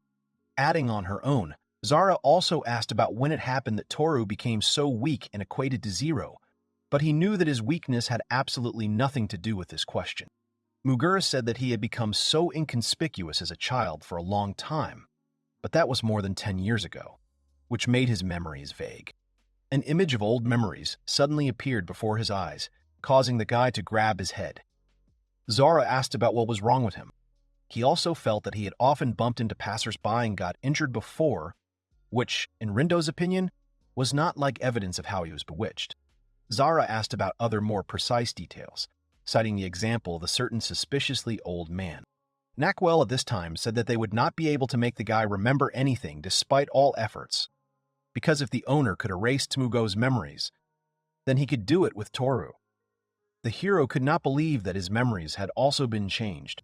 He wondered if he was really an invisible man, and also if it was related to magic. Mugura remembered all the difficulties he went through being invisible. Then he thought it was his wine and gave up. But now, he wanted it all to turn out to be something else. He said that he came to this place to solve the mystery behind Samuga's childhood photo, and did not understand how everything turned out the way it turned out. The witch stared at Thora in silence, thinking. Then Zara, who after a little thought announced that there were two ways to approach the answer. The first way was to bring back Tsumogo's sealed memories, and they could do it with the photo itself and the person depicted on it, which was a quick option.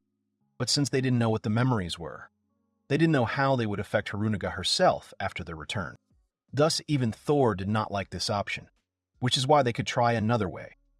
They could ask Labalis himself, saying this with the most serious look, the which surprised everyone in the room when Toro asked how it should have been understood, because they knew that this man had long since passed away.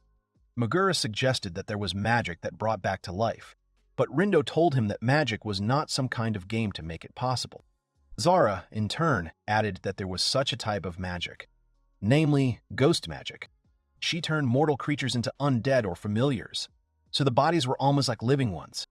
But Nakwell, who specialized in this kind of magic, explained that the undead were just dolls and had no memories from a previous life, so it wasn't even worth talking about. But her colleague added that the memories should have remained if the head had survived, especially the undead Naku, who could to some extent think for herself. And I asked for an opinion on this issue from Gilsh, who, among other things, bore the surname Labalis. The familiar, like the others, were surprised by this statement, especially Naku, who was already sweating with excitement, was stunned. Zara added that 10 years ago, there was an accidental, suspicious death of one of the members of the Magic Bureau. When it came to this case, Toru remembered the witch's story about the corridor where, after the death, the ghost of a member of staff appeared under strange circumstances. The girl continued, telling that this employee turned out to be Gilsh and Nakwell, after finding his body, resurrected and turned into a familiar, which caused her a lot of trouble. Zara's colleague flared up. Then she remembered how she and Gilsh had walked and enjoyed life in the past, but at some point she was horrified to find his body in the middle of the corridor. Naku explained that she couldn't close her eyes and leave everything as it was. She couldn't let him end up like this, because she didn't let him die without even knowing why. Thus, Zara said that in other words, her colleague was not sure about the death of Gilsh, and did not know how he left this world, which she agreed with. And the witch continued, saying that if Gilsh could remember everything that happened 10 years ago, then they would not only be able to find out about Samuga and Toru, but also find out what personality was behind Labola's departure to another world. This way they could solve 3 cases at once, and suggested that Naka use her familiar to tell stories from the past. But she was not sure of her ability to make the undead remember anything. Then Zara grabbed the man by the shoulders with both hands and announced that no matter how, she would definitely find a way to remind him of what he had done in those days. But with these words, she only scared a colleague in the department, who was worried about whether her method would harm the body of Gilsh himself. Until Tooru noticed Zara's extreme motivation. The hero also understood that she would not have cared at all about what was happening and all these secrets if he had not said that he wanted to know about it all and about the secret of Temuge. The guy would never have thought that he would ever be involved in all this. But if Zara tried her best for him, then he wants to show his dedication too. Namely, he was also ready to find out the truth, whatever it turned out to be. He wanted to do this in gratitude to the witch.